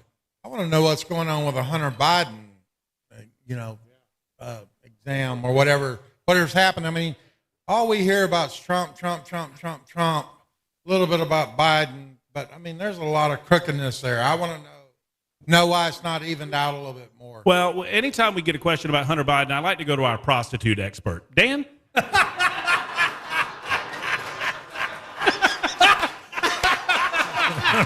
Okay, so just so everybody knows, that is not funny and not true. Ladies and gentlemen, the former Matt Murphy. As far as the Hunter Biden thing goes, you've got a great point, which is that the media is going to be apoplectic over Donald Trump and these indictments. How many of them are actually going to cover the Hunter Biden story, the House Oversight Committee, James Comer, and all those things that are going on? They won't. And that goes to what we were speaking about earlier, which is we have what Johnny said. We have so many people in this country that aren't paying attention for whatever reason. There's really compelling evidence that our president is compromised by China, and nobody in Washington, D.C., from the media to the Democrats. They don't care. There's even Republicans that don't care. That is why it's so frustrating is you read all this stuff and nobody is paying attention. Can I just say, I have some limited hope that something's about to happen. Yeah. And it's because these suspicious activity reports that we've been trying to get out of the Treasury Department forever are now in the hands of House Republicans. Yep. And that is the key to unlocking to the door so you can follow the money. And they had 12 cases where they know there were transfers. They've only had time to go through the first one, and already there's a lot of stuff there that looks very suspicious. I think it's a race against time, Brian, because I don't know that I don't think it'll take long to put it together once they have the documents. Boom, boom, boom. And look, I never underestimate the ability of the mainstream media to ignore a story that we think is important and they think that's not important at all. But what I will say here is it's going to be awful hard when you have House hearings and they put up the diagram that shows it goes to here, it goes to here, it goes to here. It's impossible for people to ignore that. Millions of dollars came from China, Ukraine, and UAE, other places. And we're going to be able to track where that money went. And there's going to be some very uncomfortable questions. I almost wonder if perhaps the Democrats release that to solve their Joe Biden, Kamala Harris problem. Yeah. Just a thought. I got a guy over here. One more question. Well, hold on. Hold that question, Brian. I've got to do this, and I promised Dan that I would try to be on time. It's 10 minutes until 7 o'clock. We've got to take a quick timeout. We'll do some more. Quick timeout, and we'll be back in just a moment from the Parthenon Grill. Give us some hand. There you go. From the Parthenon Grill in Murfreesboro, it is Super Talk 99.7 WTN. Back in a moment.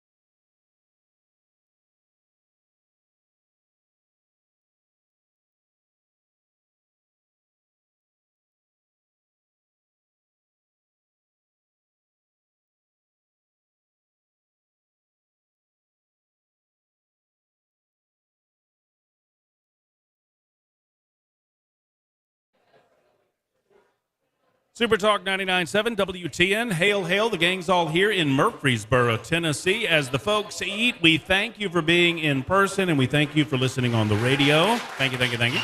Matt Murphy with Dan Mandis. Brian Wilson's out in the audience. Johnny B's beside us as well, and we continue to engage the audience with a few interactive questions, Brian. I had someone who walked up to me during the break and said, look, just frame this question for me. When are we going to get serious about mental illness and this country? And I think that's a reference to, of course, what happened in Nashville on Monday. What are the thoughts of the table? Well, gentlemen, let's tackle that right after the news break, after the top of the hour. I mean, I think that's going to merit a little more than a minute of conversation. We only have about a minute left, but it's enough time for me to remind you that we are here tonight at Parthenon Grill. Thank you to Dr. Poss and the Sleep Apnea and TMJ Solutions Center. Dr. Poss, gracious with his, well, we wouldn't be here, let's put it this way, without Dr. Poss. So thank you, Dr. Poss. Thank you, Dr. Poss. As he enjoys his meal, as you enjoy your meal, we're going to go to a news break, and we'll be back with Brian Wilson, Matt Murphy, Dan Mandis, and Johnny B. It is Super Talk 99.7 WTN, back for another hour of broadcasting in Murfreesboro. Stand by.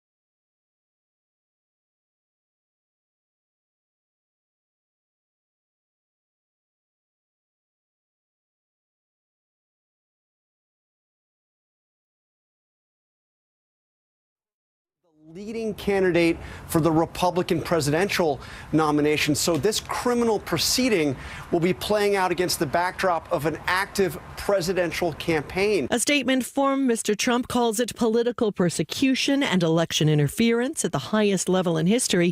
House Speaker Kevin McCarthy tweeting that the House GOP will use its power to hold the Manhattan District Attorney accountable. The White House condemning the detention of an American journalist in Russia. ABC Stephanie Ramos at Press Secretary Karine Jean-Pierre's briefing. Would the administration call this a hostage situation? Same. I mean, he's being wrong. He's being detained, and we have been very clear. There's no reason to believe that those charges are accurate. The Kremlin accuses Evan Gershkovich, who works for the Wall Street Journal, of spying. Stocks closed higher today.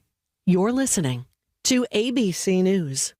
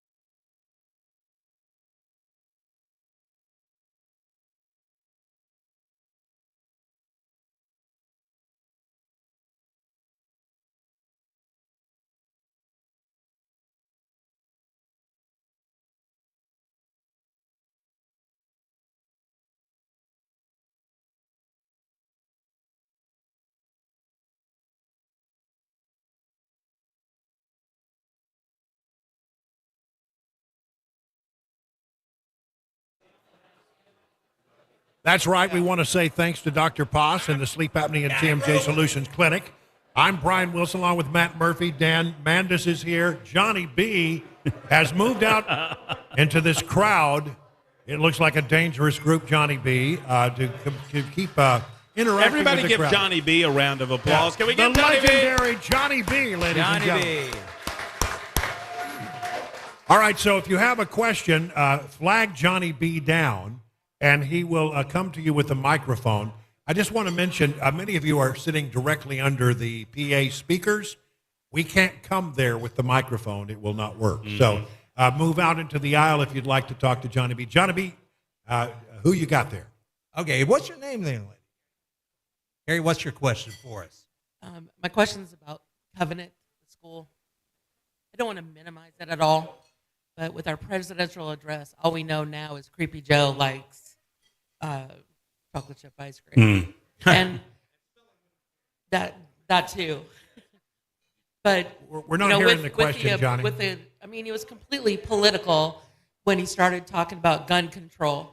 And I think that this is what elicited that riot that was going on today. The real question is this individual that did this. We started talking about mental health. There is no, and I'm a healthcare provider, but there is no safe amount of testosterone that some of these girls are taking. It's making them more aggressive. Why isn't that the issue that we're talking about instead of gun control? Good question. Anybody want to? Let me jump on that for a moment, because one of the things that I read about the shooter, I don't even like to use the shooter's name, the shooter, was that people who knew her years ago in school said a very sweet individual. What happened to this individual? Was she going through some kind of transgender therapy that perhaps testosterone? Didn't you reported, Brian, that she had thought about doing something like this 10 years ago? That's exactly right. I also read that she was a more recent transitioner, I guess. I don't know if it was the last year, the last 2 years, but from what I understand, it was fairly recent. So that's the question. So you had someone who already was having psychological issues. You throw the identity and the hormones and all that other kind of stuff in there, and obviously it turned her into an even darker place. And so that right up into with mental health, there needs to be some place where we can send these people to where they're not pumping them full of hormones and psychotropic drugs. And to be honest, we don't know the whole details there, but I think there is an element to that will be revealed over time in this particular story. I really do believe that will be the case. But one thing or another, we also need to have a conversation. Parents, I mean, this woman... She had 7 guns in the house, and the parents didn't know it. And she's 28 years old, living at home. There's that too, yeah. Does that tell you something about the nature of what was going on? Said to have emotional issues, said to be treating for emotional issues. The chief was asked, is transgenderism part of this? And he hemmed and hawed and said, we'll give you something on that later. But yeah, you could make that case. I'm sort of paraphrasing, but that's what he said. Yep. I think we're going to learn over time that there was something going on related to that transgenderism. And my personal belief, and this is what I've been sort of hinting at all week long, is that the reason that we don't know about this is because they won't release the manifesto, which will give us those details. Well, and Brian was the first on Super Talk to release the detail. His sources indicated to him that she had planned this a number of years ago. She had planned a like type of event. Brink Fiddler is going to be on with me tomorrow on my show, and I can't tell you everything he's going to say, but he has some additional information about that event that happened some 10 years ago, which was just a planning stage between her and another person that never came to fruition. But I said this earlier, and I don't pretend to understand the nuance of how testosterone affects people like this, but I believe that people who have mental illness, who are looking for some sort of solution, who are looking for some form of happiness, I understand that there is gender dysphoria, but I also believe that there are people that are looking for true happiness in their lives, and they're being told by individuals that they trust that happiness can be found by changing their gender, and it's not true. And because of that, I think this is a